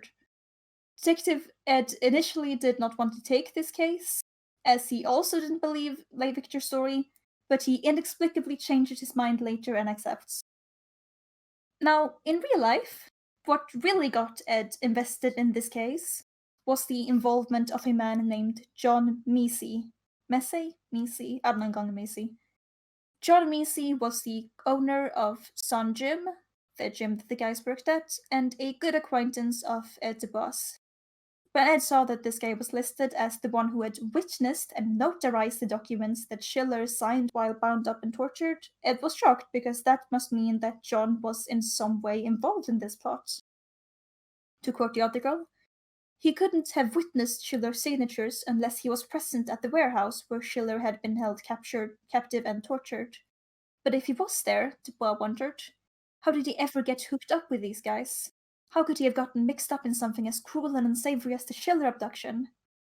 And I mostly bring this up because Detective realizing his friend is involved in kidnapping and torturing someone is fucking dramatic gold. This happened in real life. Absolutely. So they didn't do that? No, they didn't do that in the story. Just Jesus Ed in the movie Christ. just inexplicably decides to accept because he's tired of like being a old retired detective and just fishing or whatever. So he accepts this to have something to do. But in real life, he accepted because he knew a guy who might be involved in kidnapping and torturing someone. An old friend of his. He This can is even have like gold. dramatic stings with it, like actual hooks of him involving him earlier on in the story, and then him. Yeah, oh surprise, he's investigating it. Like you're giving gifts of writing here, Michael Bay. Yeah, like the article is just the article could just like basically be adapted. The article is really long and it's really good. And it could just basically be adapted as it is and be a fantastic movie, but Michael Bay just decides to take out all the good stuff and bring in all this weird pregnant woman titty stuff instead. It's so fucking weird. he just sort of like he gets given all of these great writing points and then throws it in the trash and just lines up cocaine on his desk and then just does that Line instead. up cocaine and little toy cars, yes. Vroom vroom vroom vroom. Yeah. It's absolutely disgraceful that he was allowed to squander a story like this, honestly. Not just from a moral point of view, even. This time I'm just mad at him being a bad writer and storyteller. The real murder here is the story. Yeah. And Michael Bay Yeah, committed apologize. Yeah, fucking apologize to what's-his-face, something Collins, the guy who Schiller. wrote this article. Yeah, apologize to Schiller and also apologize to Collins for ruining his article like this. It just blows my mind really because it's the same problem I have with Into the Wild. It's like people know the movie first and foremost. It's the same with me with Pain and Gain. I only know the movie. I didn't even know it was based on a true story. So like he's wasted the opportunity to tell a true story that's actually really fucking interesting for something that and just given it an inferior Yeah. product that everyone's going to remember because it's a big Yes, Hollywood exactly. movie. Yeah, this is what I'm so mad about. Yeah, now you're getting it. Yeah, see, that's why I decided to bring in all these excerpts from the article of the stuff he cut, because, yeah, it makes me so fucking mad. Yeah. Like, the whole investigation that Ed did is extremely interesting. Like, it's honestly the most compelling part of this story by far. It's really interesting detective work he's done. And I can just imagine how it could have made for some absolutely fantastic scenes in a more competent movie. But in this movie, Ed is sidelined so hard that his role becomes just super obfuscated and unimportant, to the point where you're not even sure what he actually did by the end of it. And it's just such a shame how he was allowed to squander this story, really. Because he really cut out all the best bits and just brought in all the pregnant woman titty stuff, and it's so bad. Anyways. I don't want to laugh at it, but it's just. Yeah. Anyways, moving on. The gang is living the good life with the assets and the money they've stolen from Victor, but their good fortune doesn't last for long. The Rock gets hooked on coke again and goes broke.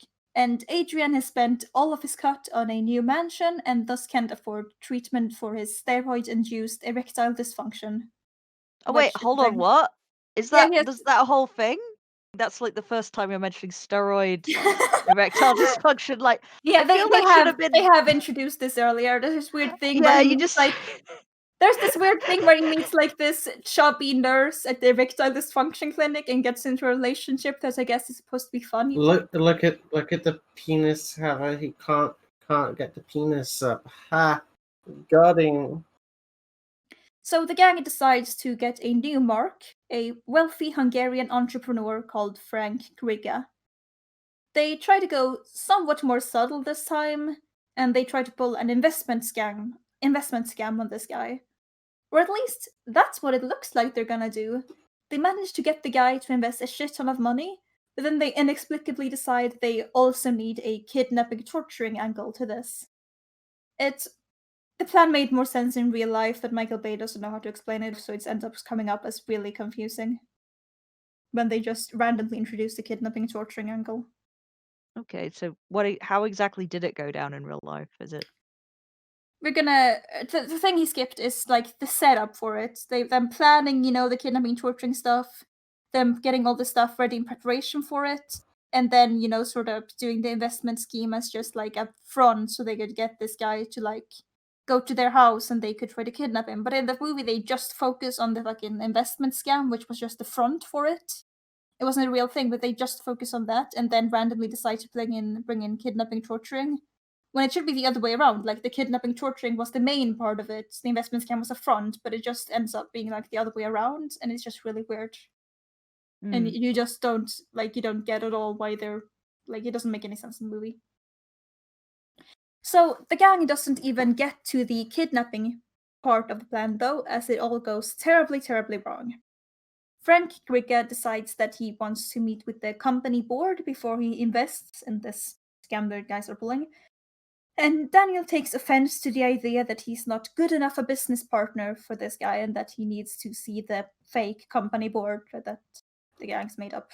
So Daniel gets into a physical confrontation with Frank and accidentally kills him. It's another shenanigans thing. Like in the movie, it just like this weight falls on top of his head as they're like squabbling and instantly dies. I don't think it's Daniel even in the room with the guy in real life. It's Adrian, and Adrian just beats him up and keeps beating him until he's beaten him to death. And it's not an accident. Well, it is kind of him. He didn't actually want to kill him. His anger got so out of hand that he just fucking mercilessly, savagely killed this guy. In the movie, it's just accident. With a light fell on him. That's the okay. First of all, that's the dumbest thing I've ever heard. Like, that like that's like fucking Tom and Jerry shit. It's like it is. Yes, they're trying to make a comedy out of this. Yes, but it's like also it would have been interesting to actually have the reality of it because that happens a lot in real life. Like I find a lot of bullshit that happens, well, in my country at least, like when people beat the shit out of people, they see the movies and they think, yeah, people can take a real beating and I really want to fucking make this guy hurt or make this person hurt or whatever. But they end up accidentally beating someone to death, and so it's sort of like, because head injuries, big deal. Internal bleeding, not good. So it's so easy to do that. Like they could have done something kind of interesting where they are taking it too Yes. far. Yeah. So Frank's girlfriend walks in on this scene, and Adrian gives her horse tranquilizer to subdue her. When she awakens, he gives her more, accidentally killing her. Ho ho.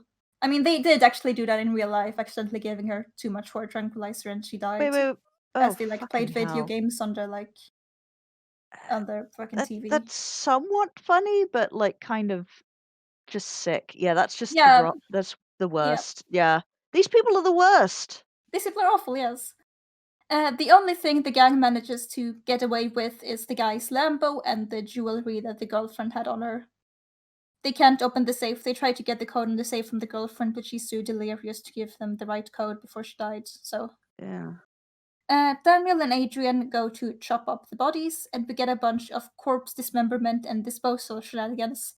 That's weirdly enough, like their weird thing about all the fucking weird shenanigans they managed to get into while trying to just dismember these corpses are, to my surprise, actually true. They had to go back to they had to go to like Home Depot like 3 times because we misstarted the chainsaw and it accidentally ran out of oil and overheated, and we accidentally got her hair stuck in the chainsaw and now we can't use that.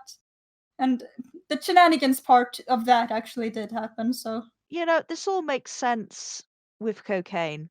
Like that both the shenanigans going on in real life and also in the making of this movie. yes, true. Hmm. Meanwhile, sorry, Alice? I was just like, Yeah. That's all you can say at this point. Like, I mean, fair. yeah. I agree with that statement. I agree with the statement.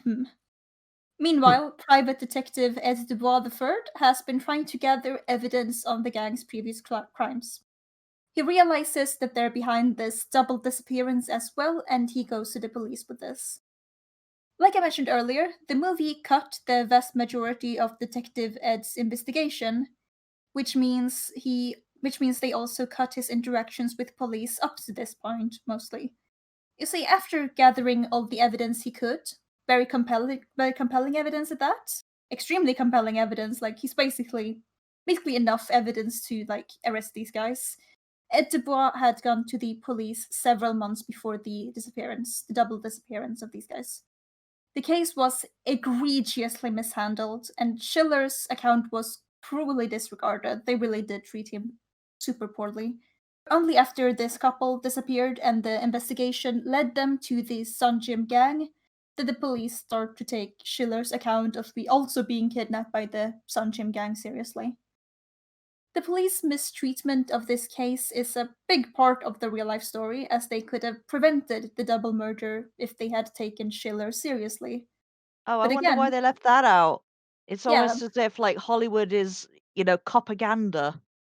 yeah, like in real life, like Ed Dubois even had this great, like very cinematic line of talking to a detective and going, "How does it feel knowing you have blood on your hands?" This is just such a movie fucking plot, this whole thing, with so many good quotes, and just I'm a shit. Have you Not ever only- sucked on a pregnant girl's titty? Yeah, I'm just offended not only morally but also, from a storyteller's point of view, at how he squandered all of this. Like, all emotionally or intellectually compelling parts of the story are just cut out because you gotta have the fucking dick jokes and boob jokes and fat jokes and the shitty action scenes instead, don't you know? yeah, well, Indeed. don't you know? Don't I you mean, know? I Don't actually am you liking Into know? the Wild a bit better because at least it doesn't have, scenes like that in place of it. Like it fills the air with random bullshit that makes no sense and is pretty insulting and doesn't go anywhere. But But at least there were no we then went up to him and went, "You ever suck a pregnant woman titty?" Yeah. Yeah, didn't happen in the wild, thankfully. Yeah. This kind of shit just goes down in Miami in movies, not in the wild. That's too wild for the wild. Anyways, back in the movie, we're all caught up with that scene in the beginning where a ridiculous amount of SWAT guys catch Daniel as he's standing sideways on a giant plaque going, I'm strong, or whatever. We see that he didn't get hit by a car, though. And we thought he got hit by a car, but actually he parkoured over the car after it hit him and took off on a fuck private off. car.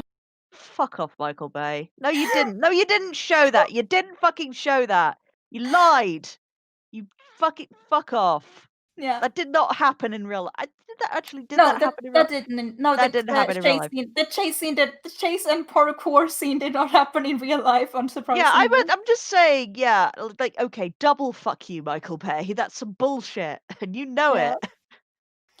So, Detective Ed and the SWAT guys catch him after a very long, torturously long chase scene in the Bahamas, where he went on the fucking boat he stole. They did really catch him in Bahamas in real life, but there were no chase scene. They just kind of arrested him in the Bahamas. They also arrest Adrian in his home and The Rock in a church. And another thing they cut, I don't have this in my notes for some reason, but another thing they cut is the story of Adrian and his girlfriend, which is it's extremely compelling stuff because he's just lying to his girlfriend and gaslighting her into like thinking that he's a normal guy, not doing anything wrong, and he even like gets her to help with like covering up the like blood stains in the house by lying to her about what they were about, and she just slowly starts to figure out the real story here, and that these guys had actually murdered someone and that they'd made her into an accomplice in this, and she struggled with going to the police because she's technically an accomplice as well now. And that's just such really interesting stuff, like the subplot of that, and they just also cut that. It's not in the movie. Yeah, can't Adrian have that just in this movie. Yeah, Adrian just dates Rebel Wilson's character, who's a fucking nurse at a at a fucking erectile dysfunction clinic, and she's also fat, and they have this sort of sexual deviant marriage going on. Because we can't have like interesting stuff here. We're not allowed nice things. We're not allowed nice things. We're not allowed interesting things. You can't have a woman character who's interested in a Michael Bay film. It's just it just doesn't feel right, you know? Yeah, there's two major female characters in the sort of original story. One of them is, the Adrian's wife, fairly. Oh, another thing I mentioned, they'd been married for 4 days by the time he was arrested, and she realizes that he didn't actually do this out of love as she thought he did, but he did this because spouses can testify against each other. He just hurry married her just for that. It's really like. It's also stuff, of course, but it's really like it would make for really good scenes, like dramatic scenes in like a mini-series or a movie. This is like great stuff, but the other major female character is an extremely ridiculously dumb stripper who Lugo is dating on the side. She actually was ridiculously dumb in real life. Like Lugo told her all this stuff about him actually being in the CIA, and it got like to be an increasingly obvious lie, and she didn't get it. And like there was even a prosecutor in like court who said something about her being blessed with a great body and face, but not with any book smarts or common sense. So so that it's telling that Michael Bay, out of the two major female characters, decided to include the very dumb stripper and not the normal woman being gaslit by her husband and slowly figuring out she's taken part in a crime. But that's not funny, Lee. It's not funny, Lee. We can't have it because it's funny.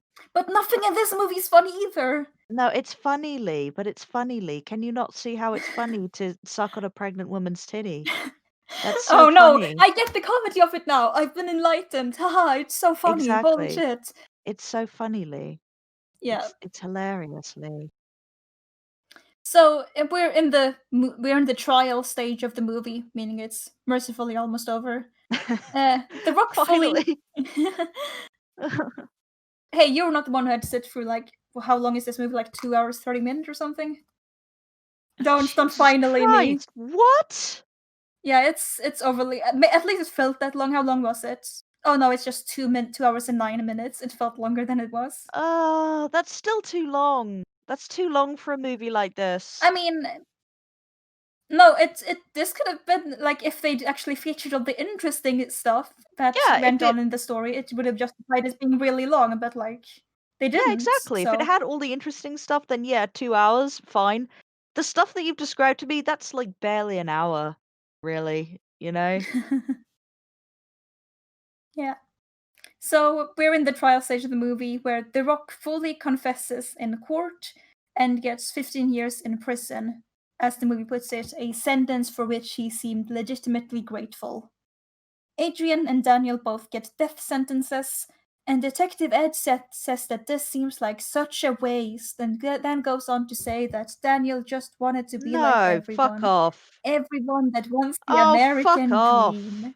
Like, he did not say that. I don't believe for a second. Oh, in real life, Ed is very, very, very sympathetic towards Schiller, and he resents the fucking just entire like police system, I guess, as well as the gang for what they put Schiller through. Well, again, of course they can't put that in because they need to have propaganda. They can't have any criticism of police in a Michael Bay movie or any criticism of authority. So they make utter psychopaths who deserve no remorse whatsoever for their heinous crimes the fucking the fucking heroes of this piece, and they're just fulfilling the American dream. I'm quoting that last part. He just wanted to be like everyone that wants the Yep. American dream. Yep, of course. And yeah, Daniel in the movie does a little monologue. He says he might have gone a little overboard, but in the start he just wanted the American dream. A little overboard. And he wants to say yeah, and he wants, this chance to, get back on his feet, and we see him in the fucking yard doing like work with the I don't know, training equipment with like an American flag at some point there with the person. And it seems like Michael Bay is just because these guys were put on death row, but they went through this ridiculous, like both Adrian and Lugo tried to file like a ridiculous amount of appeals that just prolong their death sentence from happening. And like Michael Bay seems to be like kind of sympathetic at them deserving to get out here from what he presents. Like at the end here with Daniel, he realized he went overboard, but he really did just want to be like everyone. Again, everyone that wants the American dream, and he's learned or stuff like that. Again, so Michael bad. Bay, that doesn't follow. You haven't made a good argument for this. Like, even in your own movie, portraying them as like relatively okay guys, they still murdered 2 people in cold blood for no particular reason other than to cover their own tracks and to gain money. Like, and they tortured a guy, and we're gonna kill him too to make him keep quiet. Like, no, even by your own argument, no, they don't deserve an appeal. No.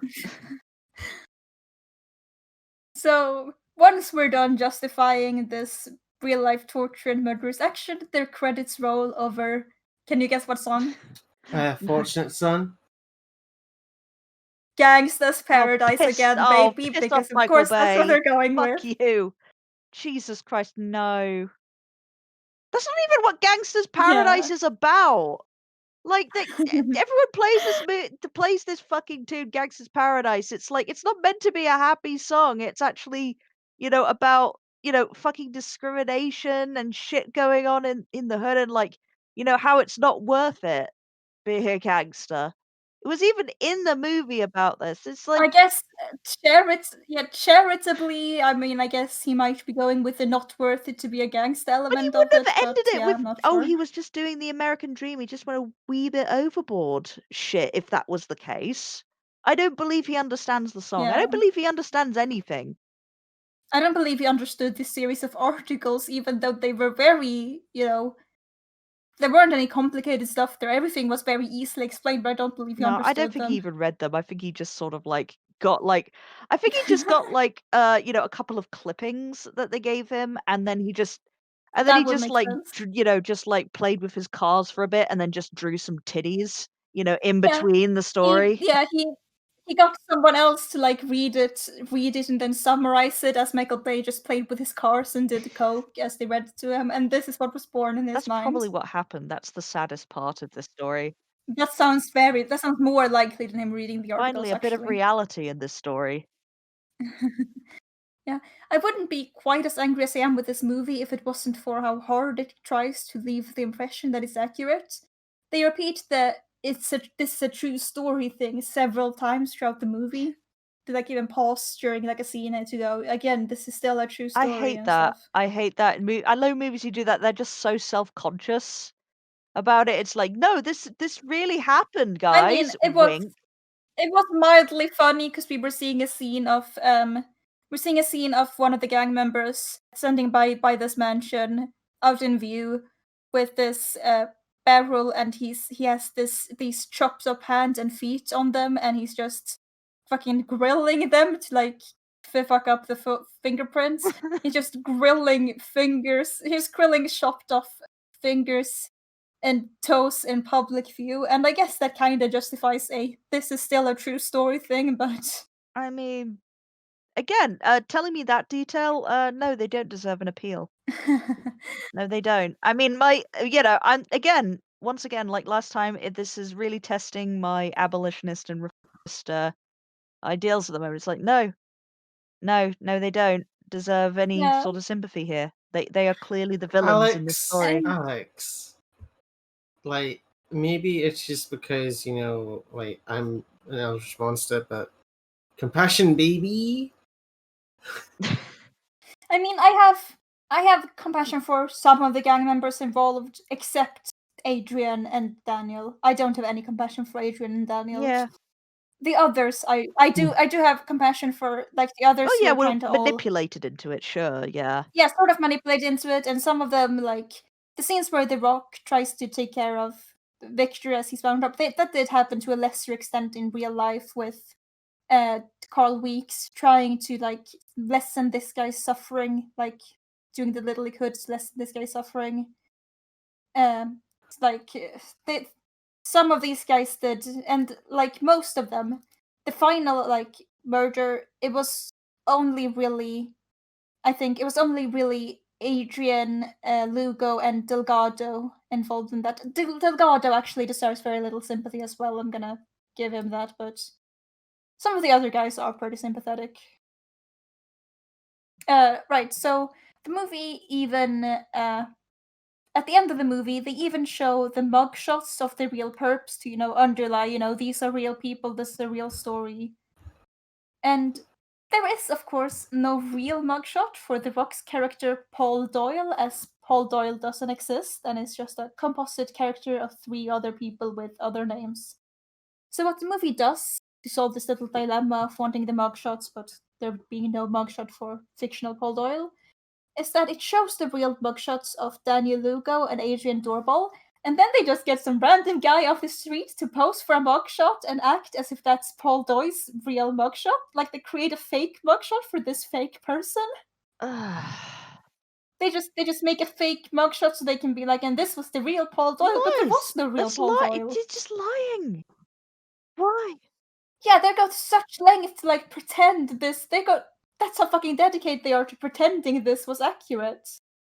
Like they really do lean very hard on even naming it the same thing as the articles. Like they lean very hard on this is a true story, this is accurate thing. And people, of course, walk out of the cinema thinking that they've gotten pretty much the real details of the story. And suddenly Michael Bay has managed to reframe the whole fucking conversation about these events. And our friend Mark Schiller can attest to that. So after Mark's torture, he couldn't get across the room without using a walker. A simple thing like emptying his bladder was absolute agony. He'd lost 40 pounds and was down to 120. He had nightmares of that helpless, horrific month in the warehouse. He'd end up in crying jacks in the middle of everyday events. So, and then, when he told his story to the police, he was disregarded, disbelieved, and treated like a criminal. To quote the Miami New Times story. On Friday, Dubois and Schiller arrived at SID for the polygraph test. Instead, Detective Porterfield met them with bad news. SID wasn't going to take the case after all. They decided to refer it to the Robbery Bureau. The Robbery Bureau? Dubois was dumbfounded. Gary, are you kidding me? He said. You're going to transfer a complex, nasty case like this to robbery, which is already dealing with 10,000 purse snatchings and smash and grabs? You're shit-canning this case. Why?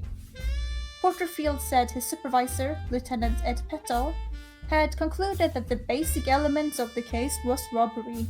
Yeah, Dubois thought, and Oswald was guilty of illegally discharging a firearm in a public place.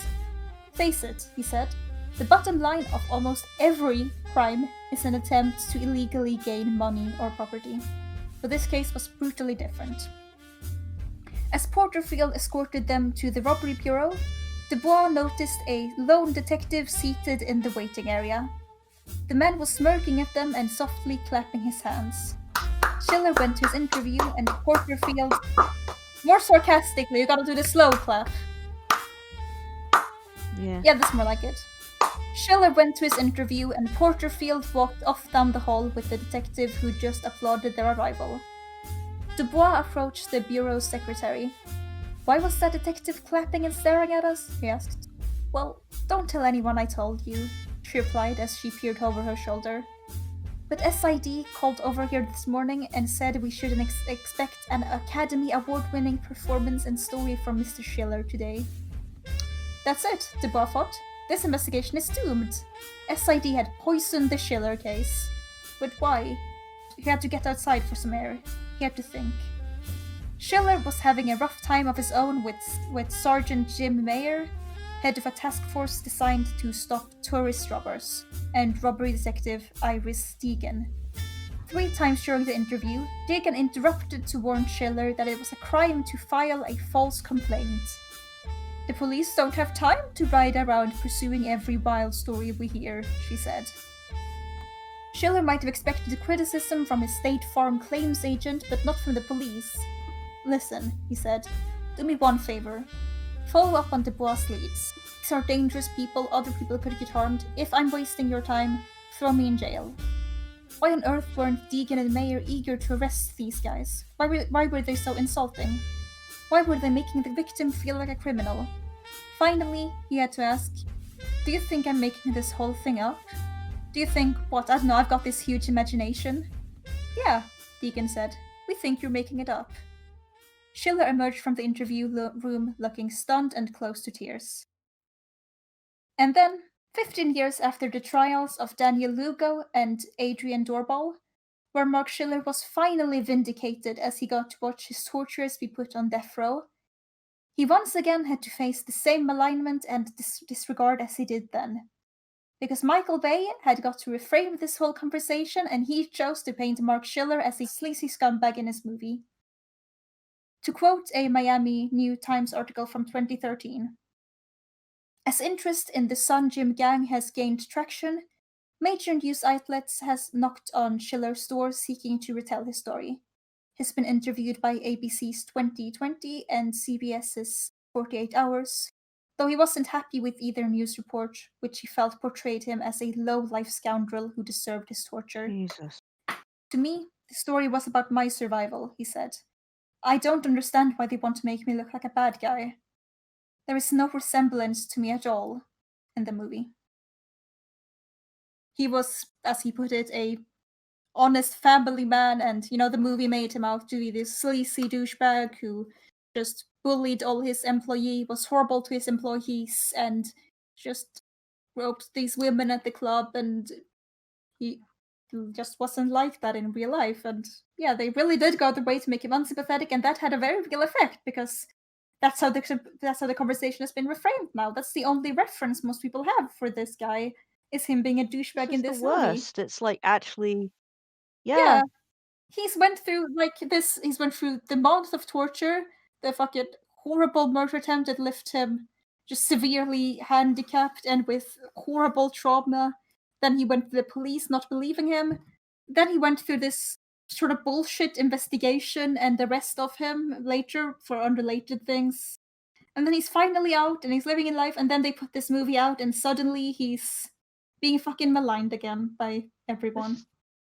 And it just sucks. Yeah, Michael Bay is complicit for libel at this point. It is just the word. I mean, it is Yeah. just pure. I still maintain this. This is propaganda because he is basically doing the same thing that the police did, same thing the FBI did. Yes. They're victim blaming him and disbelieving his real story, and he's just put it on the big screen for millions of viewers to see. Yeah, I mean, he does show the real story, but he still paints him as a fucking asshole, even by No, like. I don't even think there's nothing really real about that story in its framing, not at all. It just has Yeah, to be fair, yeah. it has just it's like he's just completely punched out the picture and just kept the frame and just drawn some Yeah. titties in it. Like, and just shat all over it and just Yeah. said, "Oh yeah, that's the Van Gogh that you were sold." No, it isn't. No, that's not the real story, Michael Bay. And the worst Yeah. part is just this is all news to me. Like, I didn't have any idea that this was a thing, and I guess most people don't. So I hope some people actually recognize it. I mean, I guess this movie did apparently make like pretty good box office in America.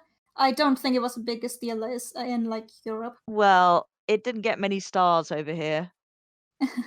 It's the crazy thing is Yeah. the only time I remember it is that Movie Bob said something quite positive about it, saying Oh, it's really? one of the better Michael Bay films. I mean, that is not a high bar. Like out That's of not a high if bar. you like, I guess out of if you don't know about the real story, in a vacuum, this movie is probably one of the better Michael Bay movies. Like, it's just kind of a mediocre movie. It even has some like good funny moments in there. Genuinely, there are a few moments of comedy that does work. It's like mostly a mediocre movie, but it has its moments, and I guess that's more than you can say for most Michael Bay movies. Just when you look at it and compare it to the real story, that's when you realize how fucking awful this movie is. Yeah, it's actually worse than most of his movies because at least the Transformers Yeah, films. Transformers are harmless. Yeah, I mean the Transformers are bullshit, but they're just robots, really. They're just Yeah, they're not fucking up anyone's lives and getting them fucking gaslit and maligned by the media after having been that for by the cops for like so long and going through this trauma and this shit. That's just so exhausting. we have been doing this for 5 hours now. Again, it's Oh yeah, we have. We need to stop doing this for so long. He wasn't the only person displeased about this movie. Susanna Griga, the sister of the Hungarian man they murdered, Frank Griga, who, by the way, was also portrayed like a sleazy weirdo in this movie. ugh. Frank Griga was also like very much a sleazy weirdo when he seems to have been fairly normal for for a phone sex blind guy. He seems to have been fairly normal. Anyway, she said this movie's depiction of the gang as sympathetic goofballs is ridiculous. As she put it, I don't want the American public to be sympathetic to the killers. And to quote Mark Schiller again, the way they tell it make it look like it's a comedy. You also got to remember that not only I went through this, but certain people were killed, so making these guys look like nice guys is atrocious.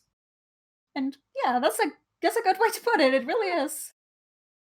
So I'm gonna end this segment by highly recommending the Miami News Zone articles, which I'll link in the description. They really are an excellent read, and it's so easy reading these to just picture them making for an absolutely superb movie or miniseries, like a drama thriller with like dark comedy elements in the vein of something like Goodfellas or Dog Day Afternoon, but with more of a detective angle to it, Like, this could have been absolutely fantastic, but they gave it to Michael fucking Bay. This is just not only is this like super offensive from a moral perspective, but just narratively too. This is just awful. So don't watch this movie. Just read the articles instead. They are infinitely more compelling in every conceivable way, and they also don't smear the victims and lie on behalf of the perpetrators. So that's also a big plus. Very good. Yeah, very good. Anyways, that is it for this episode of the Lot to Unpack Here podcast. Alice, you want to tell us where people can find you on the internet? You can find me at Rebel Gender. Yeah. I've been Alice Shelley Forbes. And Alex? I I've been Alex, aka Obscuricom on Twitter. I also have a few other things to plug. I'm also on another podcast, the Baitarians. Betrayer. Yep. Yeah, I'm sorry. You'll have to Can't believe you've done this. cancel me now. Sorry. I've got things to shill. I got things to shill today. I'm on the Baitarians podcast where we talk about superheroes and stuff and generally faff about. If you enjoy me talking about horrible things here, you get listening to me talking about slightly nicer things, about nerd stuff. And also we've got a Patreon for a game that I'm beta testing, which is really fun, called the Animite Tales, and I'm wanting to shill that a bit more because we're like getting towards the end of development of it, and it's really really fun. I really enjoy it, and yeah, go check that out. I'll put some links down there, I guess. Alright, and you can find me at bewildered_b on Twitter. Thank you very much for tuning into this episode, and if you enjoyed it, please do rate, comment, and subscribe. You can also tune in to see us play some Dungeons & Dragons on Saturdays at the Communes and Comrades YouTube channel, if that's something you're interested in. Until next time, folks, this has been the Lot to Unpack Here podcast, and unlike Daniel Lugo, we don't believe in fitness. Thank you, and goodbye. Hey Alice, Nailed it. Alice, Hey. have you ever sucked on a pregnant woman's titty? Not that I'm aware of. What is even the story behind that?